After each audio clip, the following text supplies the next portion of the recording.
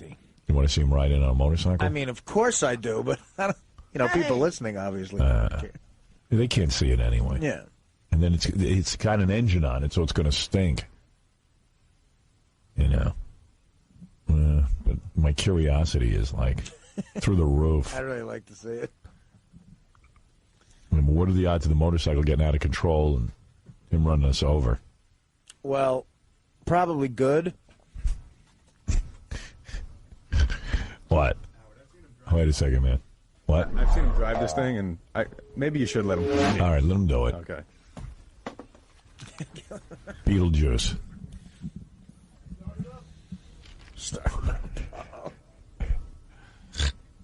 Beetlejuice is going to ride a motorcycle in. Oh, God. You didn't hear this? No. Where's it coming from? I didn't even see him out there. He's promoting a tape. I couldn't find you during the commercial. This tape is kind of cool. Beetlejuice boxes a dwarf, a white dude. Oh, yeah? Yeah. I'm going to have him explain it. He won't even be able to explain what he did. Where's 𝐀𝐫𝐭𝐢𝐞?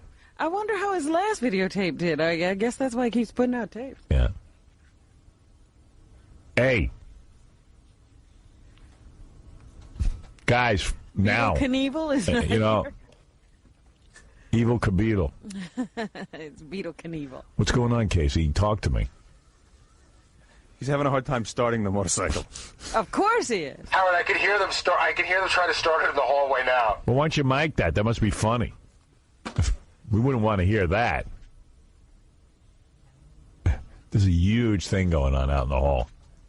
I wonder where he is. I don't know where they're keeping the beetle. Ask Peter what the problem is. Hey, Peter, what's going on?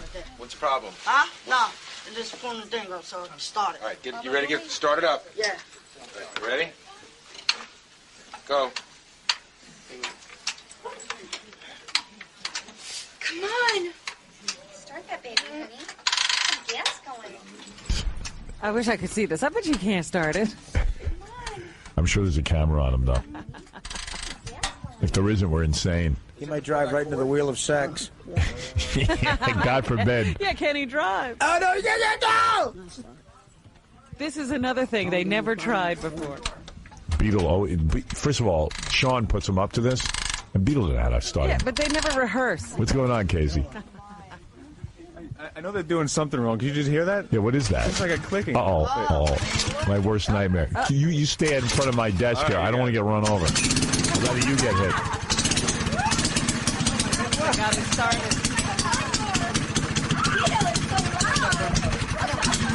Beetle. He's going to crash right into the wheel of sex. Here he comes.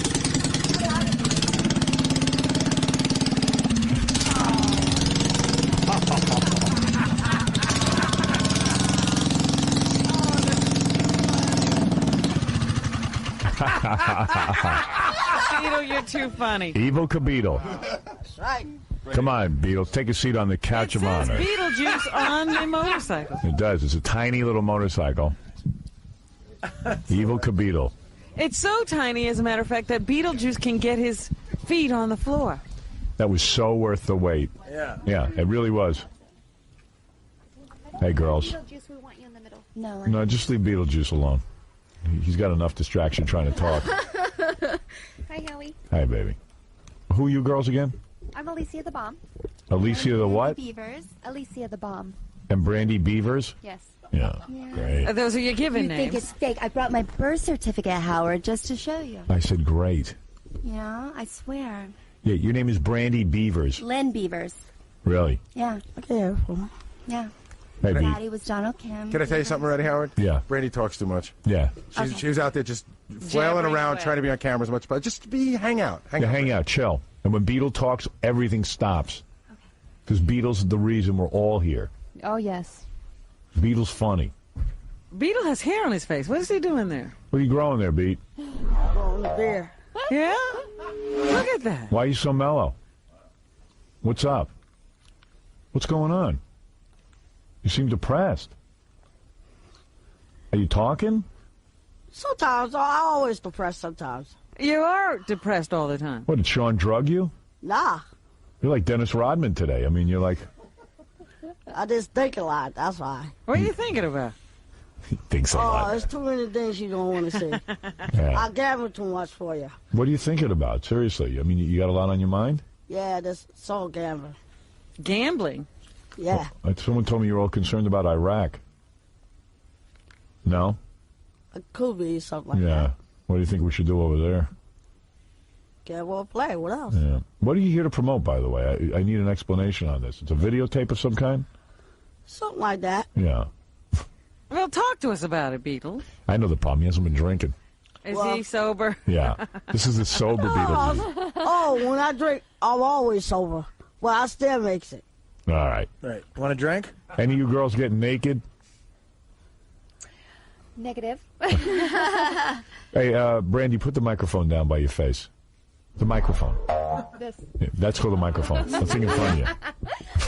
Thanks, Howie. I've been up for, over 24 hours now. So when you're up a long time, you forget what a microphone is? I do. You do. Yeah. Brandy, Alicia, maybe you can describe. I saw some of the videotape. Beetlejuice, this is you boxing a Fighting a little guy. Who's the little guy here? They're both little guys. They're both tough little guys. That Tio, he's throwing. Well, one thing about time. You know what? Good fight. It's hard to hit Beetlejuice in the head because he's got such a little. Beetle? Do you remember who we are? Speechless. Beetle, I why don't you not? remember. I think too much. Wait You a know minute. Howard, right? I know what I'm saying. Yeah, I'm just thinking too much. That's what I'm doing. Well, you know what you're here for now? Oh, something like that. Yes, it's all about a fight. It's all about a fake fight, but it's all right. It's What are not you a thinking big about? deal. Something's upsetting you. I don't like this. What's wrong? Tell me and I'll help you with it. No, nothing wrong. What's your problem? Well, I think it's too much. That's What are you thinking about? Did something happen today? Oh, nothing happened. These two broads driving you nuts or what? I don't know. I couldn't help that. Are you trying to act cool in front of the girls? They're attractive women. Is that the problem? I don't know. Maybe I'm thinking about it. When you fell off that billboard, did you hurt yourself? Me? Nah, No? You fall on your head? nah. Did you ever get up on the billboard? Yeah, he got up there. All I'm full times. A few times. Yeah. right, Beetle, I saw a videotape. You and a white dwarf are boxing. You look much bigger than him. You look more muscular than him. I was. And the little piece of tape I saw, though, this little white dude comes out and is like beating your ass. Well, know what I did? I laughed at him in the ring. Yeah. Now, who wins the fight?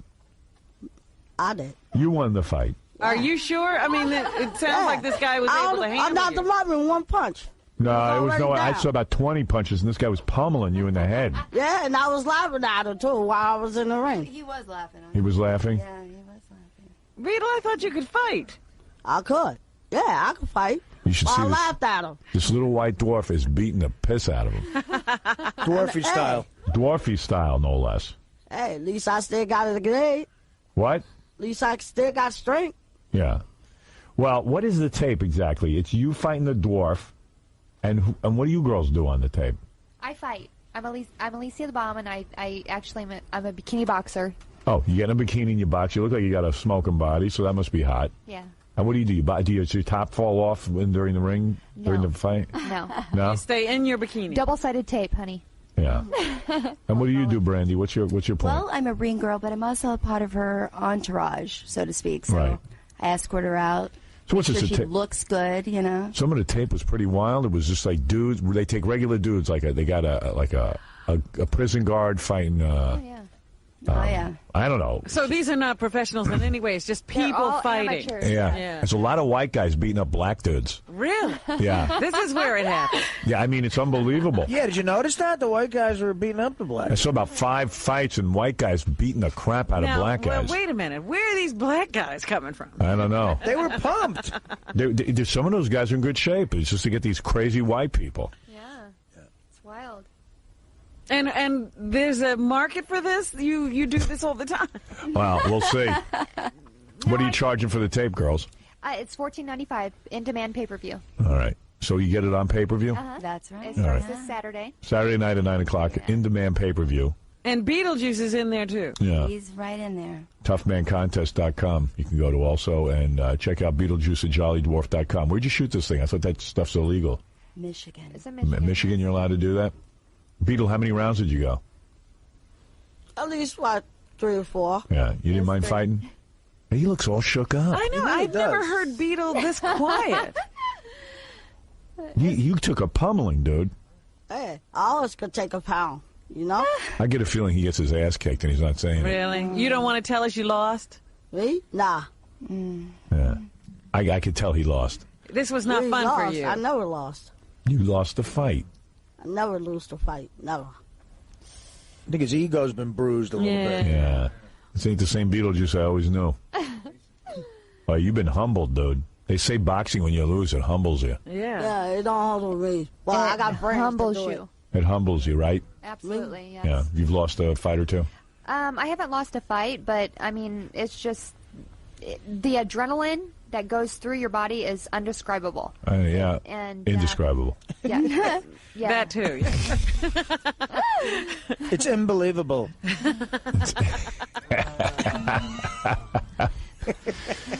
Well, Beetle, all right. Guess that's it, huh, dude? Hey, it's good. Hey, it's all in fun. It's like the motorcycle took all his energy. Yeah, I guess that was what he had to What? contribute today. He What? rode in on the motorcycle. No, the motorcycle didn't take my energy. Yeah. Anything else going on? That's how you're supposed to ride it. Okay, okay, all right. You ride it with your feet on the ground. Well, see Beetlejuice, Alicia, and Brandy on Tough Maniacs this Saturday night at 9 o'clock. In-demand pay-per-view. What is it? Hey, you know who else is here? Who? Drunk Jamie. What's his story? He's been reading movie scripts, and he wants to pitch you on one. Oh, please. Are we going to bring him in? I think Beetle's eyes look like he smoked pot. I don't know. Beetle, are you on something? Did you smoke pot? Do I smoke pot? Yeah. Nah. Did you smoke this morning? Me? Just a half. Yeah, that's what I thought. A little bit of cheap. I smoked a half a joint before I even got here. That's what I thought. Here's drunken Jamie. With a beer, too. Let me give Beat a beer. No. Just sit down. Stand over there and talk to me. Don't worry about Beetlejuice and a beer. Oh, don't worry about it. You get it when I get out there. Yeah. Hey, what's up, Howard? Hey, how you doing, Jamie? What's your Not script? much, man. Real You know quick, what because I know I'm not going to like it. No, well, here's what happens. There's like dozens of people that send us scripts all the time. And they send them to Sean, and Sean gives them to me, and I read them. And it had to be 3 dozen, and they all go in the garbage because they're trying to use the show, use Beetle, or, you know, what.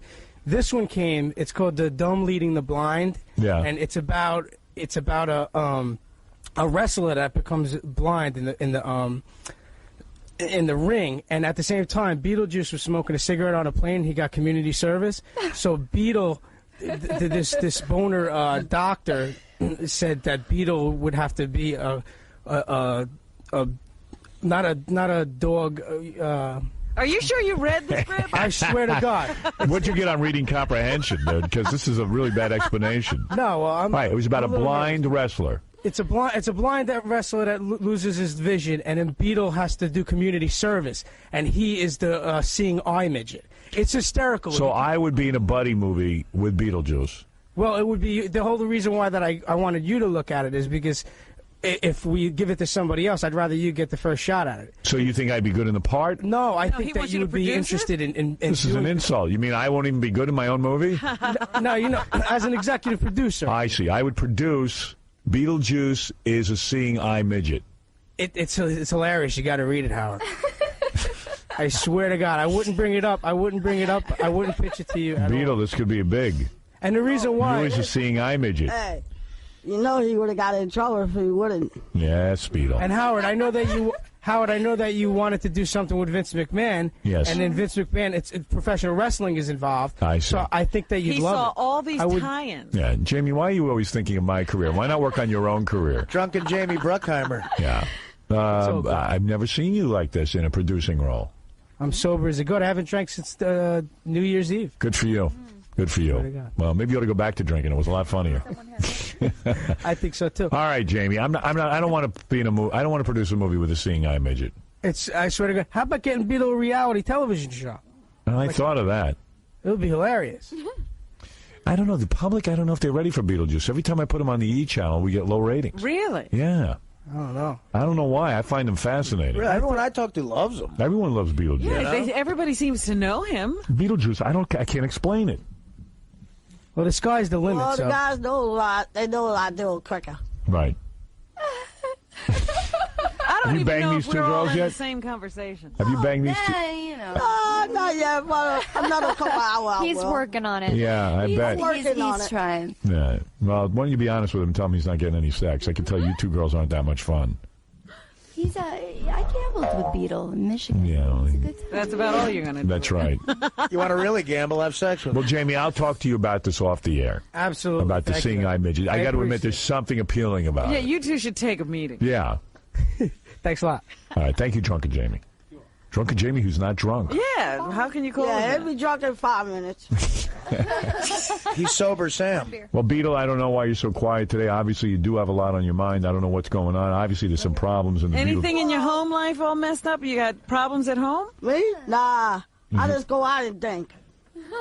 Is your mom all right? Me? Nah, my mom's go out somewhere else. She okay? Yeah, my mom is all right. All right. And Sean is all right, your manager? Oh, Sean's cool. Is something going on at home I should know about? Oh, I don't know nothing about that. Right. That's none of my business. So, You're not thinking about that. Is it post-New Year's Eve depression? Well, everybody going out to football plays, like going out to eat with the guys, All right. I have fun, watch the game, watch the football. Yeah, you watching the football? Yeah. Sure. I bet Beetlejuice gets good weed, you know what I mean? Yeah. Maybe it's... The chronic. Yeah, he gets the chronic. You get good weed? You just don't want no chronic, because chronic gets you a little deuce.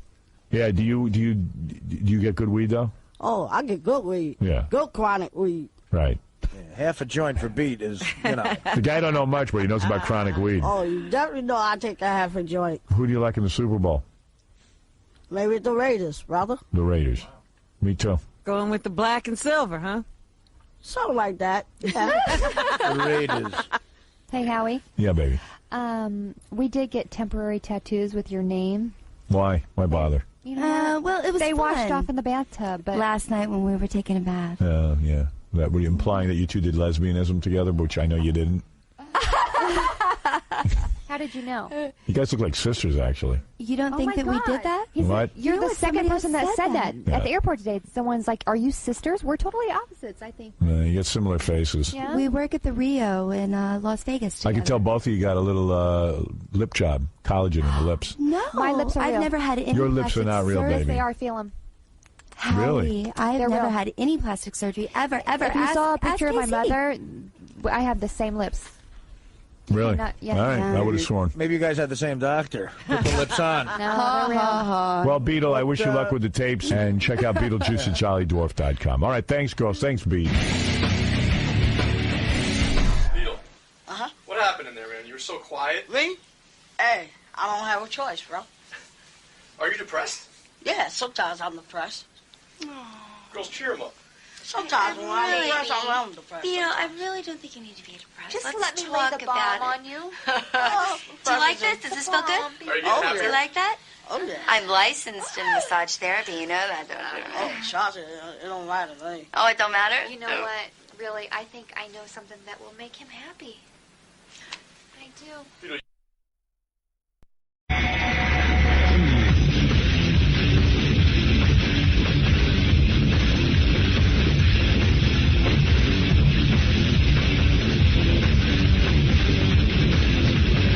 How do a brother come to see you? Yeah, Robert, if you see this, get in contact with me. I'm always in the area somewhere. If not, leave a little message on the TV. What'd you do to Robin if you could get that contact? I break Robin in half. For real. Robin looks like she's holding a little something back there. For real, you know what I'm saying? Hey, everybody, what's happening Monday morning? What do you know? Boy, lucky Cardinal O'Connor, huh? He missed the heat wave. You feel the heat wave in here. I knew it was going to be 190 degrees in here. Wow. When it was hot yesterday, you knew it was going to be boiling. Yeah, I almost called in sick because I didn't want to deal with the heat in here. It's just every year we go through this. Every year Tom comes in and looks at me. We have an air conditioning company. And it's just endless. It's just the same stupid conversation over and over again. I give up. I've thrown my hands up in the air. And then the E guys come in and go, well, the lights are too low. And that's why the heat is... So I go, well, there is a floor above that is available. And then Tom goes, well, you have to sign another contract. Well, Tom doesn't say it. Mel says you have to sign another contract in order for us to put the lights up higher. And I said, yeah, but what happened to... We were going to have... But what about the fact that... How can we trust you? But I'm living in conditions that aren't good. I mean, 5 years now I've had to sign another contract. We signed another contract. Yeah. This is supposed to be our studio. They promised me they would get this right. That's why with management, if you don't get them to put everything in writing and signed and sealed, you'll be screwed. I should have had, you will provide a ceiling height of 900 feet. And then, then they sign it. That's why those things like, no brown M&Ms and all that stuff wind up in contracts, because you got to make sure you get what you need. Yeah. Baba Booey, get me a bathing suit, an umbrella, and a Mai Tai. It's time. It's tropical. Oh. Baba Booey. I'll be taking my shirt off in a minute. We are not going to be outdone by nature. No. We're going to break all kinds of records. And the TV guys always say to me, well, why do you wear the same T-shirt? Why are you wearing T-shirts on camera? I go, I come in with nice shirts and stuff. I can't wear them. You got to be ready to undress. Yeah, I wear layers so I can undress. All right, we got to take a break. I have tons of stuff to talk about. See that picture of the Cardinal laid out? Yeah. Yeah. His head is not going to fit inside the coffin. No, he's huge. He's sticking out the top. Head is huge. And his hat is over the edge. Right. When they closed the coffin, the hat was I know some people who went to view the body yesterday. Really? Yeah, religious people. Oh, they weren't goofy. No, they were really going. I was going to go. I really was going to go. Because I wanted... You needed something to do. I needed something to do. It was like, I didn't have the kids. What's happening this weekend? It was hot outside. And the only thing happening was viewing the Cardinal's body. But I figured if I went, people would think I was goofing. Mockery. It would be worse than Donna Hanover's press conference. Right. On the steps. Oh. Well, it wasn't a press conference. They keep hounding her everywhere she goes. They want to know. I mean, I'm sure she's upset. Yeah, but, it's the guy's funeral. Don't try to upstage the Cardinal when he's died. Yeah, well, it was like Weekend at Bertie's. They propped him up next to her. Hey, here's my buddy, the Cardinal. I'm dating him. The Cardinal is advising. Yeah, Rudy's got his new girlfriend, and I've got the Cardinal. He'll never betray me. I still can't figure out what happened between Rudy and his wife. Like, I was thinking about it. They got kids that are... This is the mayor of New York, by the way. He's got a girlfriend and stuff, but he hasn't been together with his wife in a long time. It's not really scandalous. But she's still there. Yeah, but she's still the wife, and no one's really sure why. And my buddy said to me he thinks it's just because she digs being the mayor's wife, the perks. There are a lot of articles with that speculation, too. They're like, wait a minute, this has been really good for her career. Oh, absolutely. And so she's been hanging on. Yeah. But all of a sudden, people... That's what Chris Rock told me. Chris Rock? Yeah, I saw him this weekend. He was talking to you about... We were talking about Mayor Giuliani. He goes, yeah. He goes, where's she going? He says, she digs the perks. Yeah. I said, yeah, I guess you're right. Yeah, we watched the Laker game. No, was it the Lakers? Who did we watch? Yeah, we watched the Laker game on Friday night. Oh, yeah, Friday night. Friday night it was on 10:30. It was a late game, but it sucked. I couldn't stay up through the whole thing. Yeah, me neither. I went to bed. The Lakers were, I guess, winning. Yeah. I forget. But they did win. But Chris is a funny dude, man. Yeah? Yeah, he's just funny. Like, Kinnison was funny, like, even when he's not on. Right, he's just funny all the time. He's funny all the time. I wonder if his wife would say that. I don't know. I don't know. She's not laughing. All right, listen, we got to take a break. I'll tell you everything that's going on. We got a huge show. Now I'm dripping. That's how hot it is under this light. Yeah. You haven't even been here 5 minutes. I think what we're going to have to do, guys, today is scratch the television show and turn out the lights. I mean it. Scrapping the whole thing. Yeah. Go home. I can't keep the lights on. It's 5 after 6, and I'm 8 after 6, and I'm... Well, for some reason now that today, the lights are blinding. Well, I don't... even keep my eyes open. I don't know, but you know what? I don't think I'm going to be able to do it. It's sweltering in here, and I'm getting dizzy.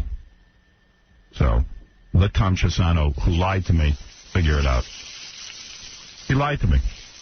I said to him, Tom, the only thing I need is ceiling height. Yeah. What do you need, Howard? All right. Yeah, he used to come to me every day. What do you need? What do you need? I need ceiling height when we move. Okay. And then when you get in here... And this was the same problem we had in the smaller studio. Yeah. The lights were too low. Yeah. It was hot. Yeah. And then you come in here and he goes, well, the one thing I can't get you is ceiling height. So I said, well, why do you ask? What temperature do you want it What temperature do you want it to be? Not this temperature, I'll tell you that. Didn't we have like 5 meetings with everybody? Well, now he claims that those meetings and those conversations never happened. Yeah, I never had that conversation. Never had the conversation that he was going to hold the commercial minutes to 13 an hour. Never had the conversation. Never had it. Never happened. I'm imagining it. Live. It just didn't happen. Right. I'm imagining it. I'm imagining all those hours of discussion. We are having a mass hallucination. Yeah, and Tom's the only one. We heard it. We're living in the Matrix. Tom is the only one not. He's Keanu Reeves. That's right. Yeah. We're in the Matrix. There was no Holocaust. Yeah. Deny, deny, deny. All right, but that's why I hate him. I can't even have a legitimate discussion with him because he lies, and he's so proud that he's not a liar. Right, because he just forgets what happened. Well, he's not a liar. If you forget, how can you lie? All right, let's take a break. I see there's a lot of phone calls. I'll get to them all, and there's a lot of people who want to talk to us, and I have a ton of things to talk about. But first, these words. Howard Stern. Hey, this is Johnny from 𝐀𝐫𝐭𝐢𝐞 Dolls, and you're listening to a man more damaged than Imus's liver, Howard Stern. To a man who has had 3 complete rectal exams in his entire life. Howard Stern.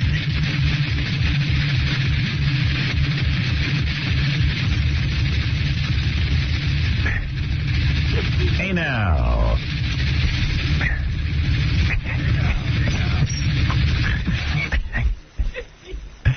All right, wow, Robin. Hey now. This is a hey now song. Hey now. Wow, look at that guy go, Robin. Boy, man, if you had a date with him. You can really beat those skins. He'll beat your skins. When you're having sex with a guy, do you like when he spanks you a little bit? And your bottom? Christ. Tell the truth. I like to be made love to. No, come on.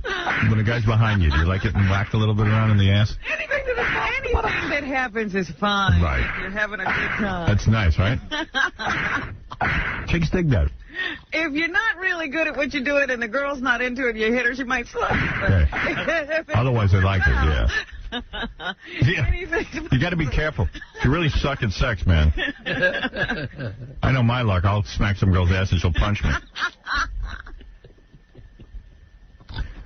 I want to thank the television crew for turning off the lights. It is now acceptable temperature in here. Yeah, for humans. For humans. You can breathe and you can feel good. Unfortunately, we can't tape our TV show. That's the downside.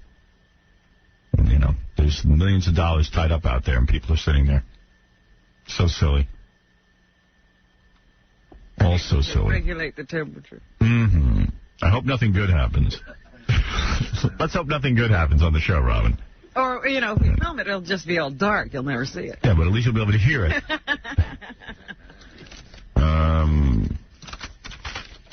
It's really weird, that picture of the dead cardinal in the box on display. I always think displaying a body is funny anyway. It's always weird. And but the picture's weird because, as you're right, his cardinal hat is sticking out of the coffin. And there's no sign of his legs. Where'd they hide those? I don't know. He looks awfully small. Dude, did they chop him off or something? He looks like Herbie Village all of a sudden. What, do you shrink or something when you die? I don't know. Does cancer shrink you? I got to figure out this picture because he's laying in a box. He has no legs. Yeah, so in the box, like, where are his legs? Oh, I don't know. Maybe it's just a weird angle. Yeah, because he's tilted up or something. Yeah. Because I do see feet. Yeah, I see feet but no legs. Yeah, he got his knees there and they put the shoes on him. He looks super. Big giant hat, big dress. Good luck. You know, it's so weird what they have to do if they're going to show the body because they have to tape your lips. Oh, is that it? Really? You know, like, or glue them or something. I don't know how I'd feel about a bunch of people looking at me. I like what the Jews do. As soon as you die, they throw you right in the ground. Yeah, this is weird, because thousands of people have been walking by. Yeah. I told you, I know people who went. Like real, and I was like, I start goofing, and I realize they're serious. I go, oh, would you say hello for me? Hey, take a picture with them. And they're like, that's terrible. I'm going to pray for you. I said, all right, pray for me. I could use it. This morning as I was coming in, somebody was trying to explain all the stuff that would happen at the Mass today. Yeah. And first of all, they said, oh, it'll be familiar to anybody who's ever been to a Catholic funeral Mass before. And I'm like, I haven't. And then they just start talking about, like they'll have the smoking purse. Yeah. What is the purpose of that? That's incense, to show your prayers going up to heaven. Oh. And there'll be a lot of holy water. Yeah, I know. My friend had holy water. They drank holy. Do you drink the holy water? No, you can't drink. Isn't it wrong? No, don't drink that. Sprinkle holy water, not drink it. But you sprinkle it on you, right? I guess. Because my friend said there's lots of holy water. No, the priest has a big microphone. It looks like a microphone with holes in it. And the holy water goes in there, and then he throws it at the coffin. But you shouldn't drink it or put it on yourself. Yeah. Oh, really? You can't put it on yourself? Well, you put it on yourself. You just dip your finger in and put it on your forehead. Right. Yeah. Well, that's what she was saying. She got, holy water on her head. So there'll be lots of holy water. How do they get a big hose? No, just hose everyone down like at a rock concert. I'm gonna hose you. Who said that? Jack Nicholson. Yeah. We're gonna hose you now. Where is that, at Woodstock? No, it was, what was that, Band-Aid or what was it? It was the Bob Geldof thing. Yeah. It was something, and Jack Nicholson got up and go, we're gonna hose you now. And they hosed everyone down. That'd be good with holy water. Yeah. Holy water. Hocus pocus. I love it. I love it. I love it.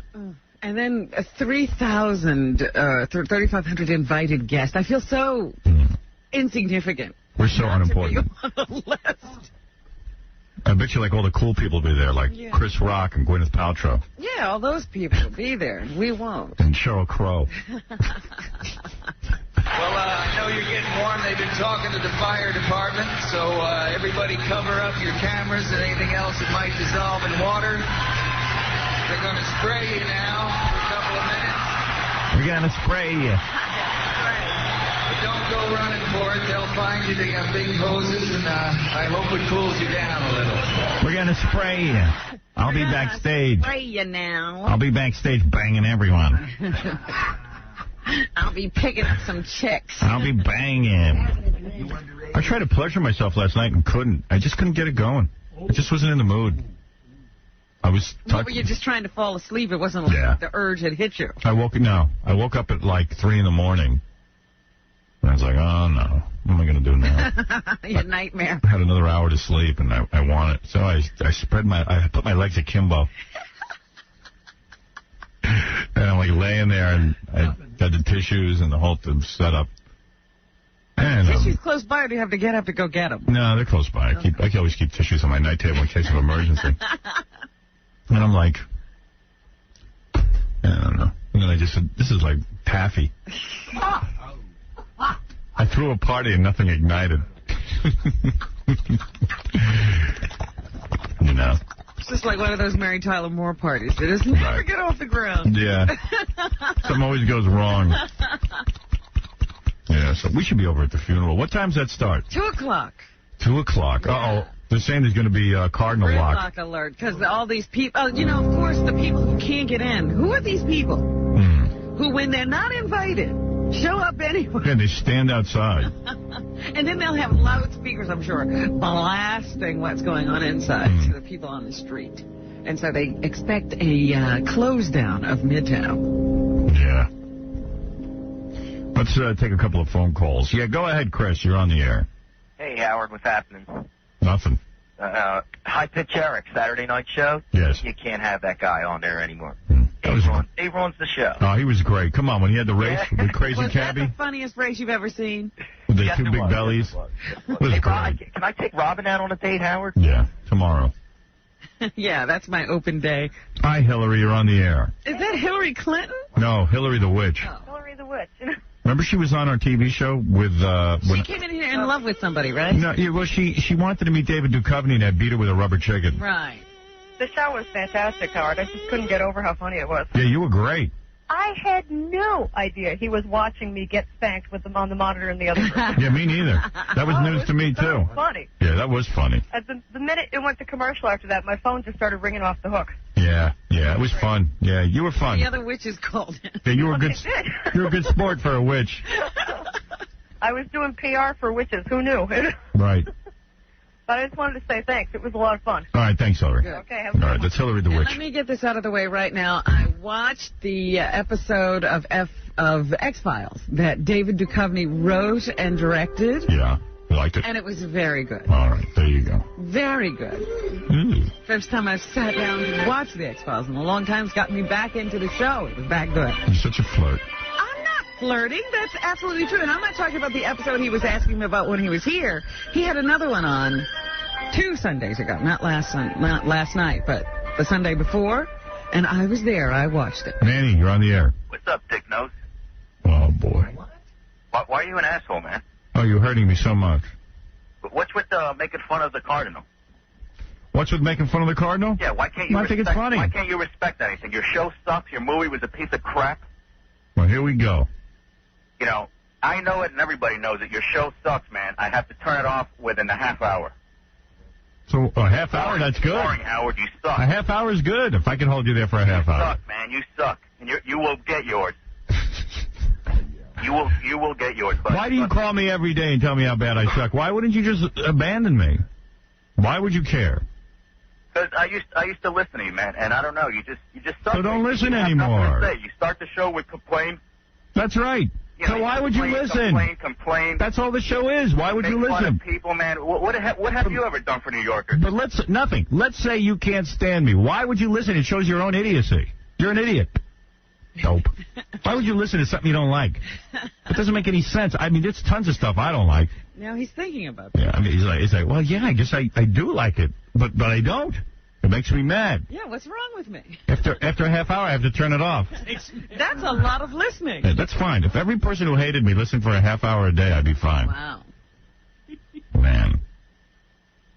Let's go to Paul. Paul, you're on the air. Hi, Howard. How are you doing? All right.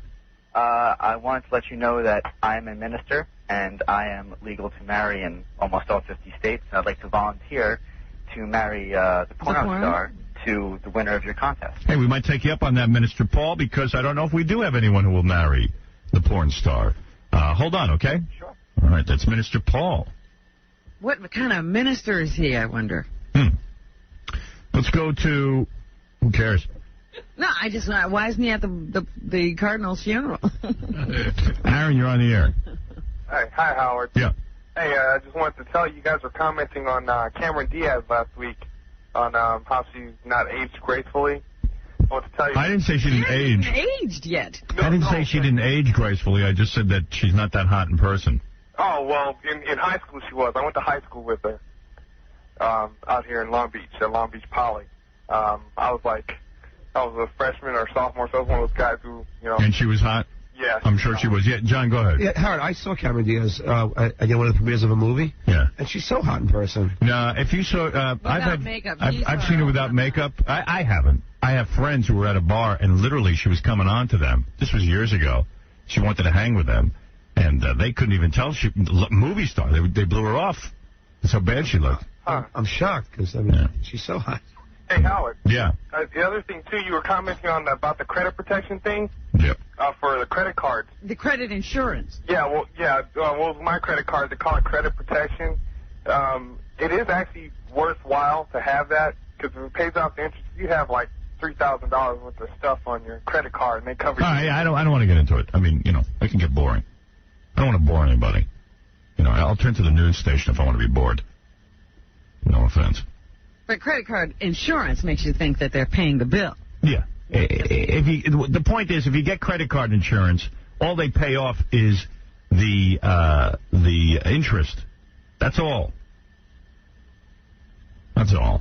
I'm just warning you, that's all. Gabriel, you're on the phone. Hey, Howard, I was just wondering if there's any truth to the statement that you're living proof Satan does exist and he does keep his promises. Well, are you calling me a child of Satan? No, I'm just saying that maybe you got your success from selling your soul to him. No, I never sold my soul to Satan. Never had to do that. Met him, have you? Haven't met him, haven't made a pact with him. Damn, I was wondering. I think my success came from a lot of hard work, unfortunately. Good job. I love you, man. Love you too, thanks. It's been about a year since we've seen your Saturday show here in Denver. No, they took it off. Yeah. Our Saturday television show was taken off the air in Denver after I shot everyone in Columbine. Yeah, it was you. Yeah, thank you. After I had the nerve to say what was the motivation of these guys shooting, did they want to have sex? That I could understand, or they did a completely unmotivated act. For that, my show was taken off the air because they needed to blame somebody in Colorado for the Columbine shooting who was high profile. So because the killers had killed themselves. Yeah, I made such an outrageous comment. I mean, come on. Give me a break. That was a fiasco. To the point where the Denver State Legislature did something. They censured me. They condemned me. Can you imagine for saying that? We're having a free speech. Marcos, you're on the air. Marcos? Hello? Yes, Marcos. Yeah, I was just wanting to know why it seems like you avoid Mexicans. I avoid Mexicans? Yes, Howard. Why do you avoid Well, of course I avoid Mexicans. I'm afraid of them. No, I don't avoid Mexicans.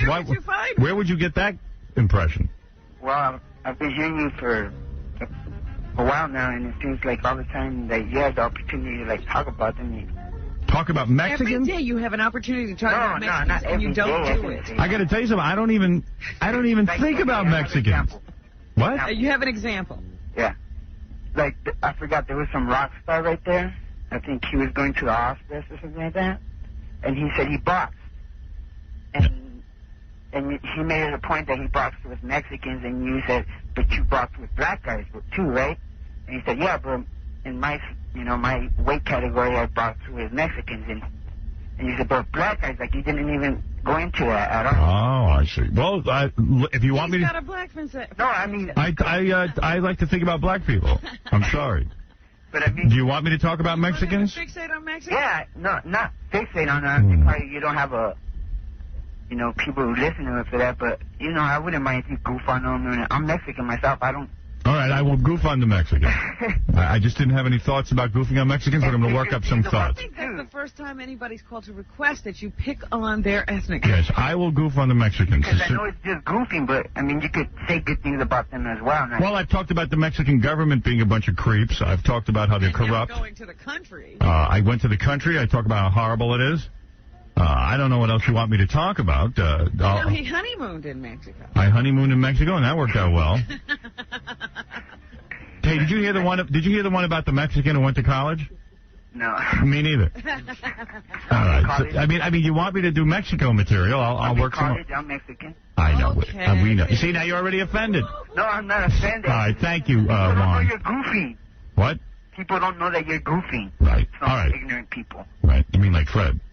Oh. All right. Thank you, Fred. I'm only goofing. All right. Thank you. Thank you.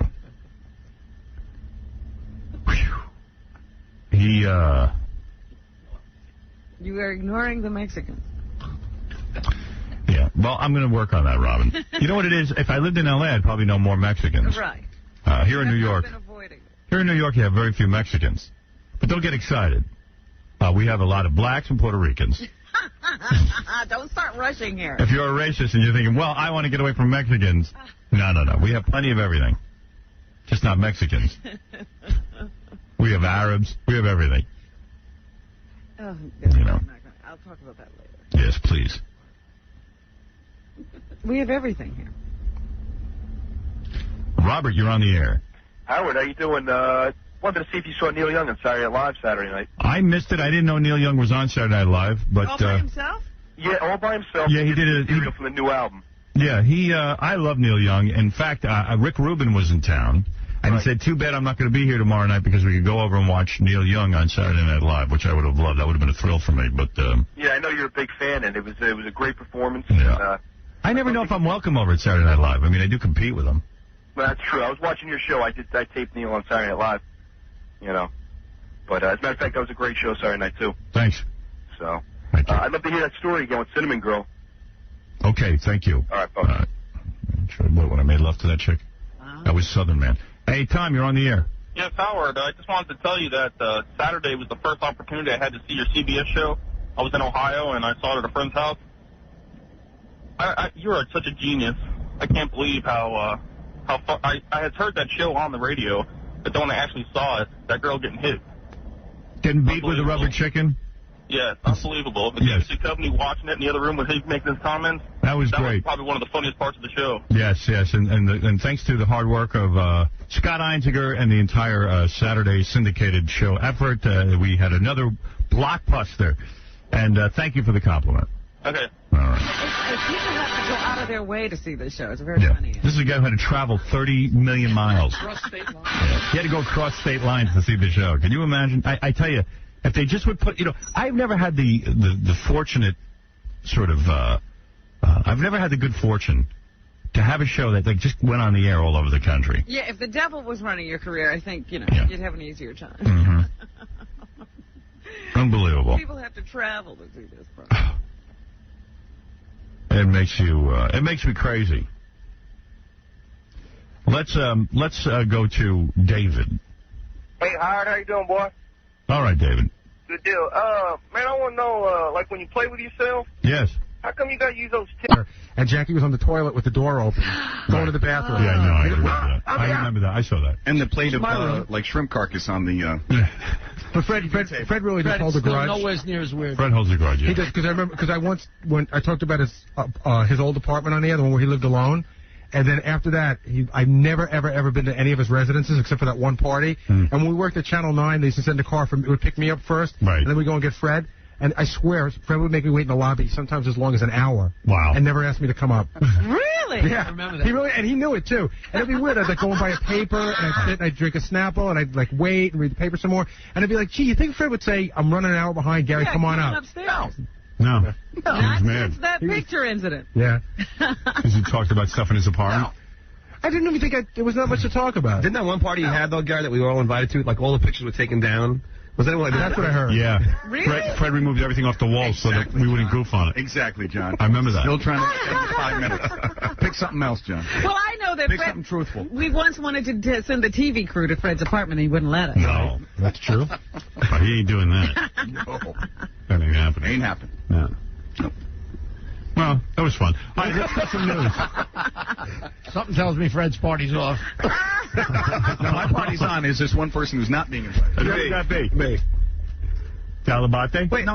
I didn't tell him about the Gary's pictures, invited. though, Fred. Gary's invited. I didn't tell him about the pictures, but I'm the one not invited. Yeah, pretty much. Yeah, because I'm laughing. Oh, I missed it. Fred's at a party? Yeah. I didn't hear you're that part. invited. Thank you, Freddie. Where will it be, in the city or on the island? Outside. Oh, cool. Someplace where John won't be. I'm looking forward to it. I'm going to be on good behavior. I want to go. I'll be looking forward to seeing all you guys. Boy, I'm going to have to Bring a video camera. I have to schedule my party quick. Everyone on the show's having a party. Yeah, everybody's booking up the summer. I'm not having one. Well, Fred, you're still invited to mine, Fred. I don't have a pool anymore. You haven't come in 5 years. I was going to do that joke this morning. It was too cruel. I was going to say you can open up the pool this summer, but I don't want to do that. No, it's already open, believe me. Although my youngest daughter, invited me to swim. Did she? Yeah. Nice. She said I could swim with her. It's nice she's sharing. Yeah.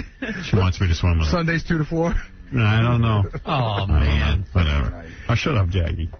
Oh, showing up. I know. You were working into something. No, All right, anyway, Robin. Yes, what else? Who's else's misery? So, 2 to 4? Yeah, how long till Jackie gets to visit Jokeland 2 to 4? Right. That ain't far off. There'll be nobody to invite Jackie. It's a big... Nancy, let me record. He ain't giving away half his money. I wouldn't count it. He'd kill Nancy before he gave her half his money. We'd have a murder. He'll be married till he's dead. Snap her neck. Oh. During sex. You know what I always wondered about that whole Fred dog incident thing? What? So, seriously, do you have a lot of pictures of your dog? No, I'm being serious. Do you have a lot of pictures of your dog? It was just 2 And, like, pictures. how did you decide those 2 pictures? Like, did you decide from several dog photos? No, it was just the 2 pictures that I happen to have. All right. And now that you have 2 dogs, Matter do of you fact, have I think pictures of all of them? Matter of fact, I think my wife might have picked out the pictures. That dog's still around, right, Fred? Oh, yeah. And you have another dog. Oh, yeah. He's got so many pictures of his dog, he could flip through them and have a movie. Right. You know, like one of those open... As many pictures of your dead cat that you killed. Want to bring that up? Come on. I don't think Jackie's going to be invited to Fred's party. Sorry. He's getting on. I'm sorry, baby. I left the cat door open. He's getting dangerously close to... Is that what happened, Jackie? Did you leave the cat door open? They went on vacation, they hired somebody, and they pretty much were irresponsible pet owners. Truth is that I shot the cat. And to give Fred something to fight back. You're really not going to invite John to your party? No. No, he's now mad that I laughed at his dogs. I wasn't even around then. You know the worst part of it? Robin especially knows this. We're going to have to spend the next 2 weeks listening to John going, no, you know what, Jackie, you will not hear me complain about it. I don't care. I've invited Fred to every one of my parties for the last 3 years. He hasn't come once. He always has a gig like that day. So now it'll be even. Right. Now you don't have to go to his party. Go, see? But he wants to go. No, I do like Fred, but if he's mad at me because he has... Here we go. It's all right. He never sees it. Yeah. Here we go. I laughed and he has 2 pictures of his dogs.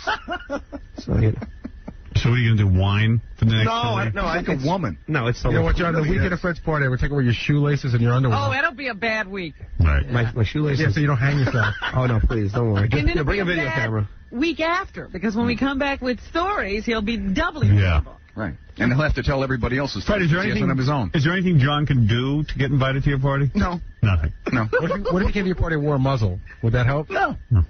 Blindfold. I feel bad you're going to miss the party of the century. It's going to be tough. I mean, I can't look at his photo albums of his dogs. And John, a party of friends is like Haley's Comet, man. I'm telling you.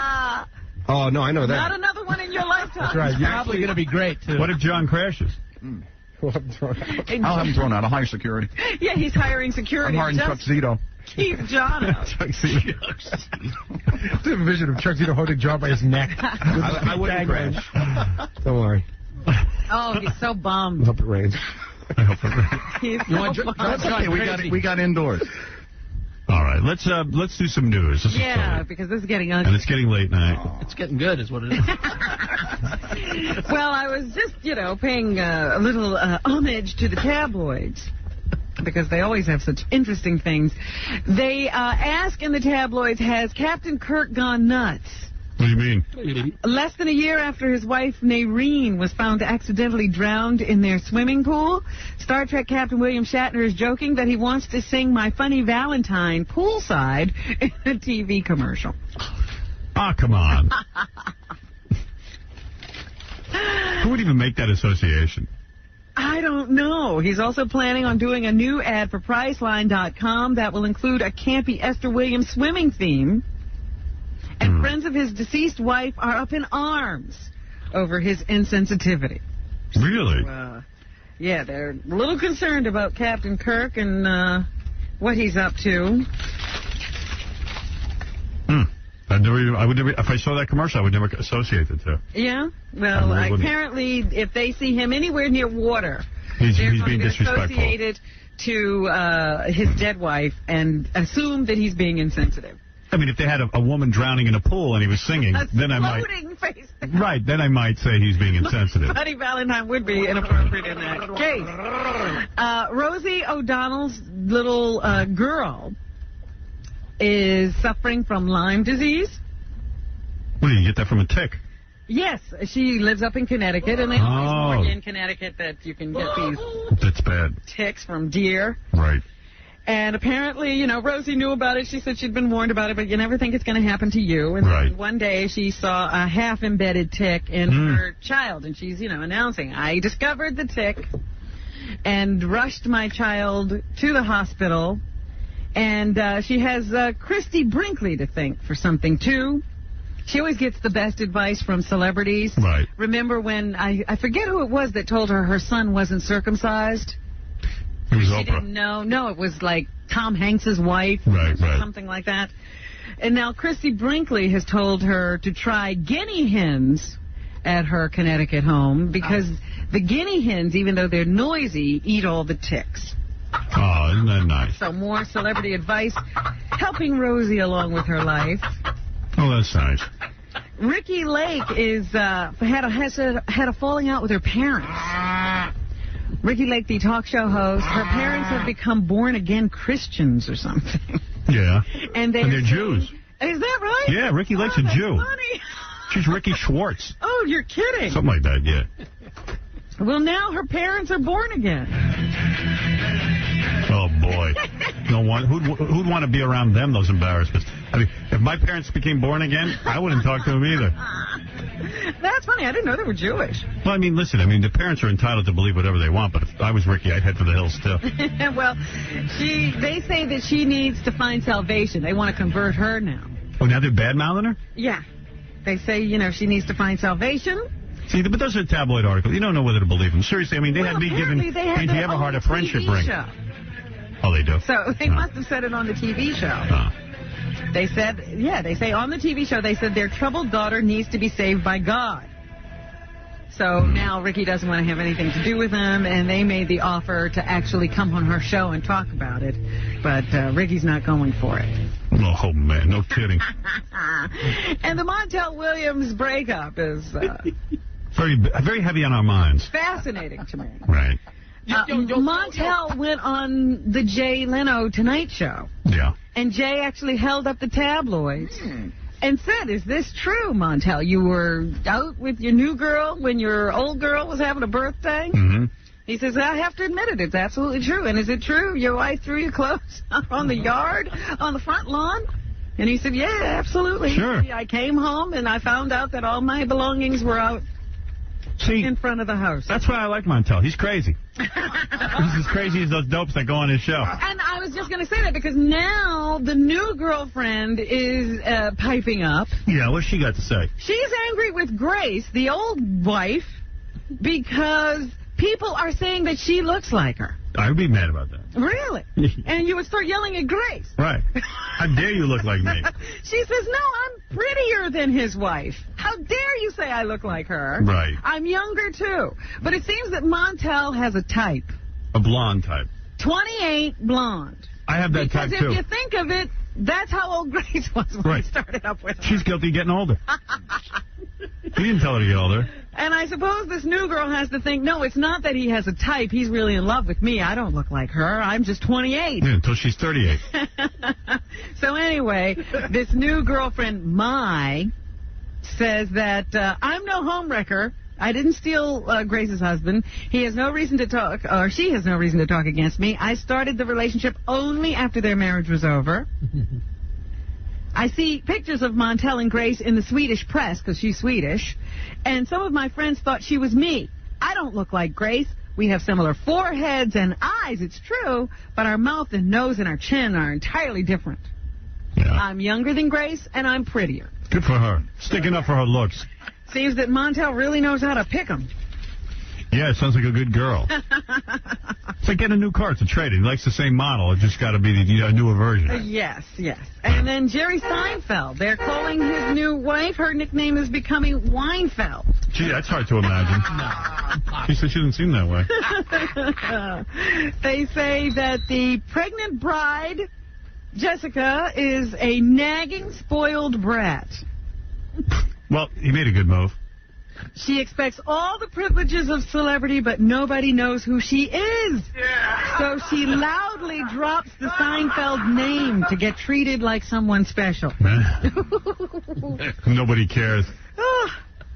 It really is, they say she's really not a very nice person. I don't know who these sources are. It's like being Mrs. Baba Booey. Behind her back, people are calling her Mrs. Weinfeld.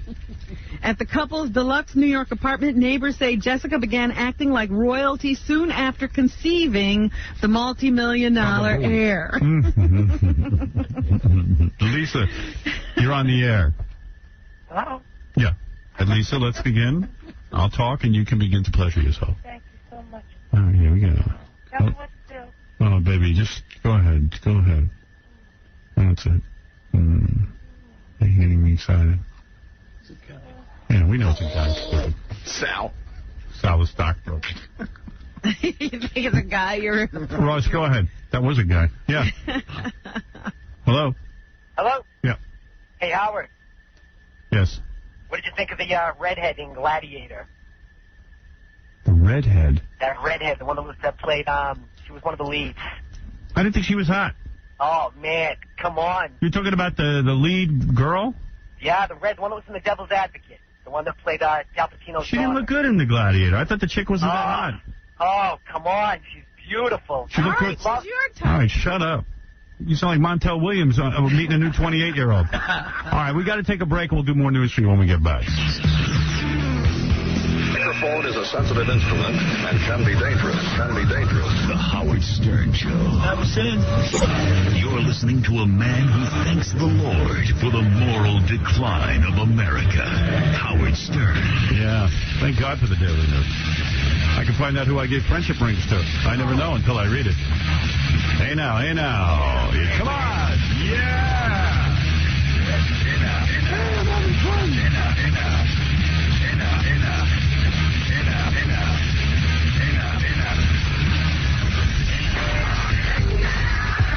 You like this song? You know what this is? This is Korn, a new song from them. Yeah? That's right, Robin. It's a good song.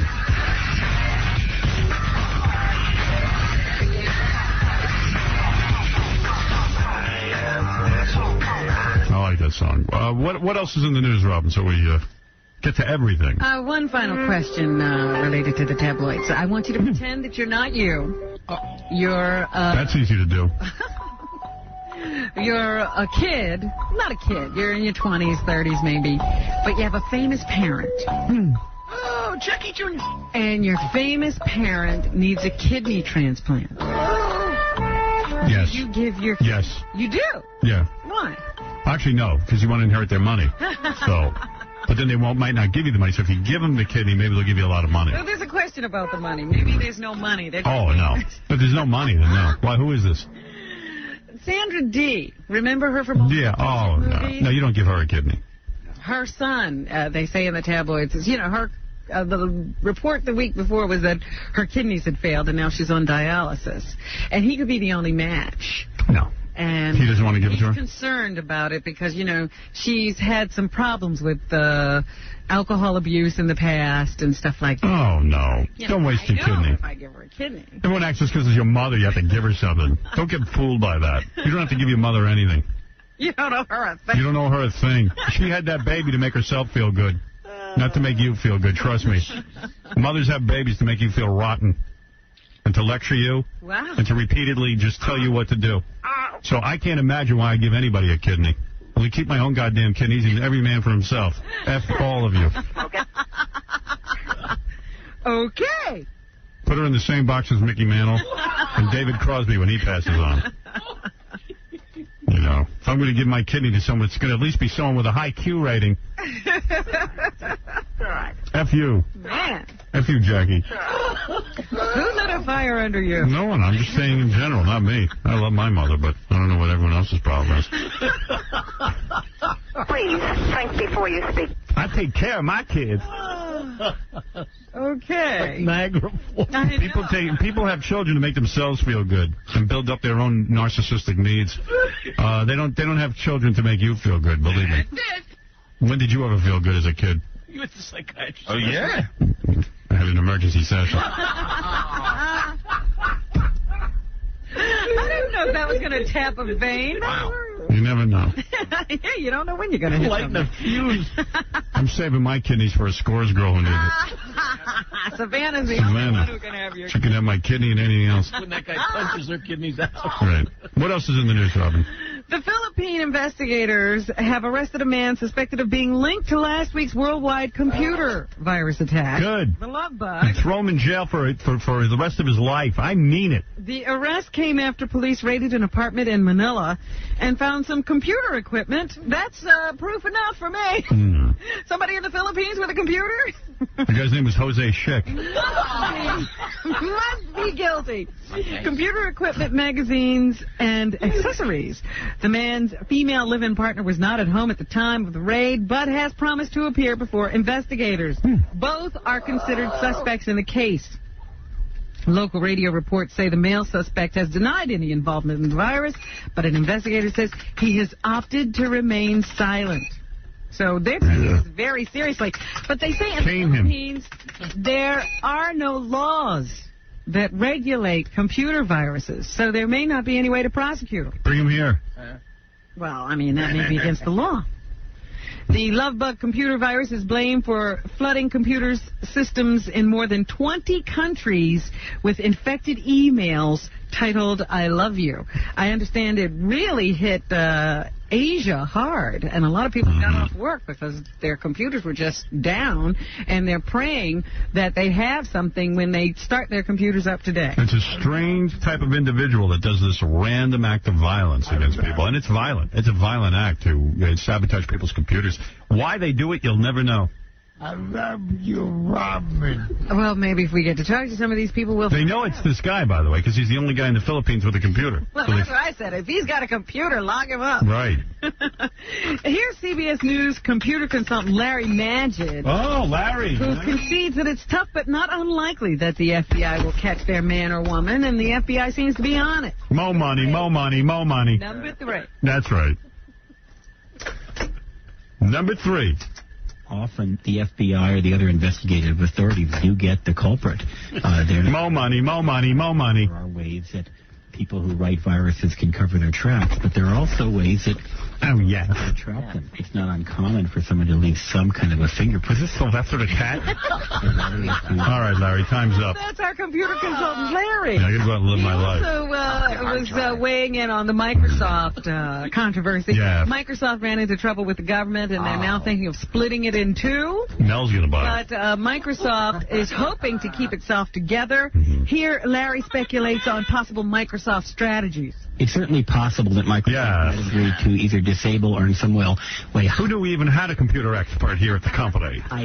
Access to Microsoft Internet Explorer. Yeah. So it no longer becomes the default free browser. Yeah. That would provide Netscape and other browser companies a somewhat more competitive opportunity. Yes. Thank you, Larry. Thank you, Larry. Did you also know there's a hostage situation going on in the Philippines? Yes. But nobody seems to care because they didn't grab any Americans. Yes. Did you know that? Yes. I bet you didn't even know there were hostages being held. Yes. They've been held since April 23rd. I did not know that. Yeah. Here's Risto Johannan, the Finnish hostage. Oh! What number? Number 8. Oh. Okay, here we go. We are hoping for a release in the coming week, and if that will not take place, I think our Send Janet Reno in there with a gun. Turn him over. No, they're not Americans. We just don't care. Let them get themselves out of bondage. It's hardly being covered here in the United States. Today, thousands are expected to pay their respects, their final respects, to John Cardinal O'Connor. Do you know anybody who actually goes to view the body? The prelate of New York. I just know one person who went. No. And it's baffling to me. Baba Boom. Who is it, Wolf? Tell me the name of the person you know. Well, Terry comes in during the commercial. He goes, tell me the name of the person who went to visit the Cardinal's body. Why is it any of his business? He doesn't even know this person. I have to know. I have to know, Wolf. I'll have the info. If you had wanted to tell, you would have said it already. No, I want you to tell me, though, in private. But you said I'll tell you in private later. No, you said. No, you said, Wolf. Oh, you said. I'll forget. Tell me who. Tell me later. Tell me who. Did you tell him? No. Tell me. He doesn't even know the person. So just say I didn't even know him. I thought it was somebody I knew. Why do We you want always talk like that. Oh, we do? Well, I need information. Yes, we do. I want to be a producer. Thousands, of course, like your friend, have already paid their respects. They filed by the body, the open casket. Well, this friend of mine went because she didn't. Who is it, Wolf? Because she didn't believe how big the Cardinal's head was. She doesn't think it's the Cardinal. She thinks he's still alive. That's somebody else in that. So how do you know that's the Cardinal? That don't look like a Cardinal I know. I gotta go take a look. It's a big swollen head. Yeah. Like the size of a watermelon. But his head did swell up from the chemo and stuff. That's right, Wolf. Who went? Give me multiple choice. But the funny thing is, Will I have a hint? Big pointy hat on in the casket. I don't think that's his hat. Because how could that hat fit on that head? His whole casket is head. Yeah. His head, Wolf. Who went? I can't believe someone goes see a head. I would go see his body just because I think it'd be cool to look at. But you can't just go up. You got to stand in a line. They said the line was winding around the building. Yeah, but can't I do like what I did at Universal and just go into Jump the line? Jump the line? I don't think they have anybody who's doing that. Really? Just bringing people ahead. All right, everybody clear out. Howard Stern is coming to see the Cardinal. I know it's your turn, but Howard Stern needs to. Howard Stern is going to step in front of you. Go in a wheelchair. They'll probably let you cut it. Hey, Wolf. Hey, Wolf, who do you do? Tell me if I get warm. I know a person who got up early and went. Well, that's to get ahead of the line. I'm not sure I can deal with that. Why? Is it a person you considered, is it bothering you? No. I mean, it's like you respected them and thought they were bright and it's bothering. That's right. Oh. rethink. Yes, thinking now there it is. Yeah. Oh, dear. Money. Well, you know. Money from school. They're not alone. You know, what, do you know anyone who actually goes to view the body? No. I heard a guy from Guinness World Records was there measuring his head. Bob Wolf, tell me who went, please. Wolf, I'm compiling information. I'm like the FBI. Well, everybody's talking about how important it was to their lives, and I'm like, well, geez, it had no effect on mine. It had zero effect on my life. Wolf, feed me information, and I'll help you grind out a show. Oh, that's simple. Like a blender. But a lot of dignitaries are expected there today. President and Hillary, First Lady Hillary Rodham, Hillary First Lady Clinton will be there. Not Hillary Senate candidate Clinton. Right. And the two presidential hopefuls, Al Gore and George W. Bush, will also be there. Thank you both. So they expect the Midtown area to be clogged with traffic today. O'Connor will be interred in the crypt behind the altar at St. Patrick's Cathedral in New York, so he's never leaving us. When I'm there, I'm going to bang him. And the Pope sent over the papal nuncio. Hey! What about Fonzio? Here is President Clinton, who mentioned the Cardinal to reporters yesterday, number 5. I thought he was a very strong guy. He had very strong convictions, and he disagreed with me on a lot of things. But it didn't bother me. He still represents the Catholics of New York. Can anyone get close to him with a microphone? No, he's yelling.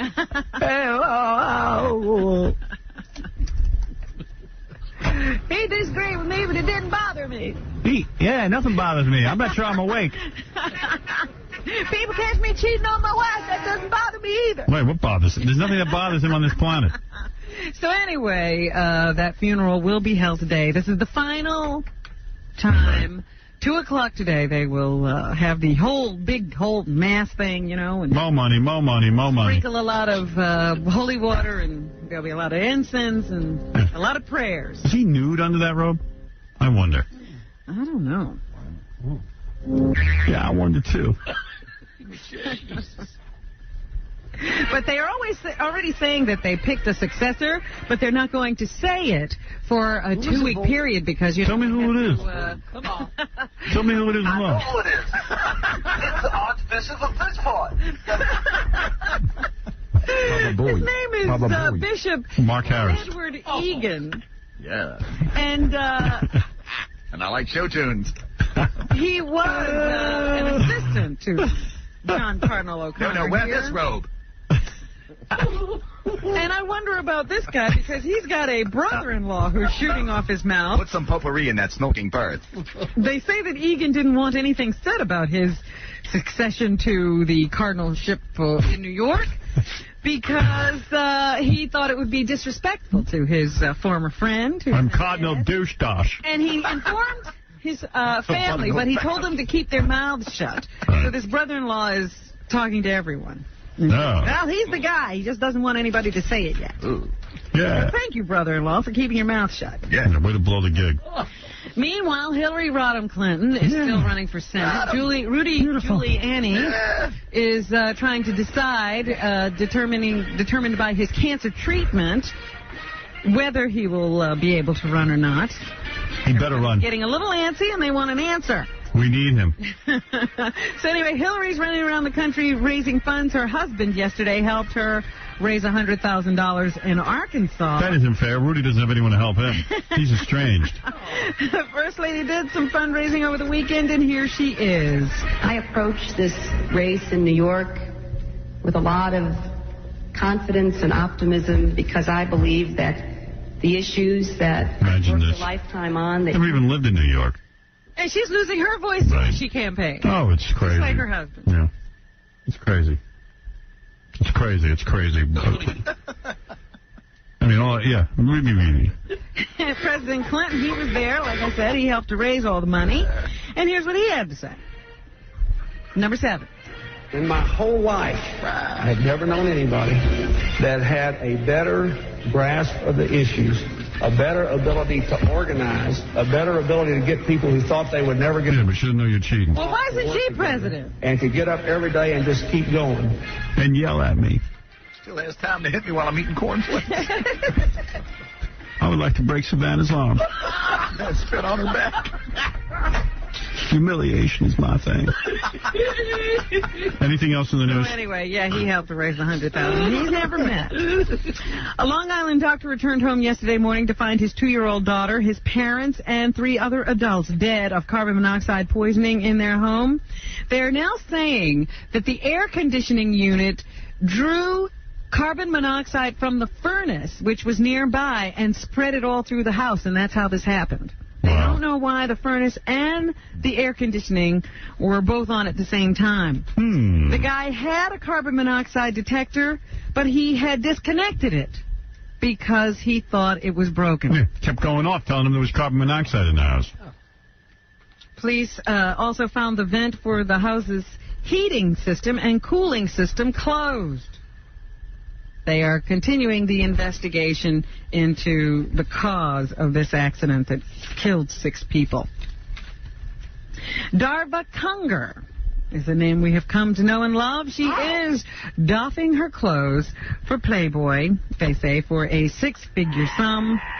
They also say that they're paying her that money because she's someone everybody wants to see, including her husband, the guy who married her on a TV show, who never got to have sex with her or see her before the annulment.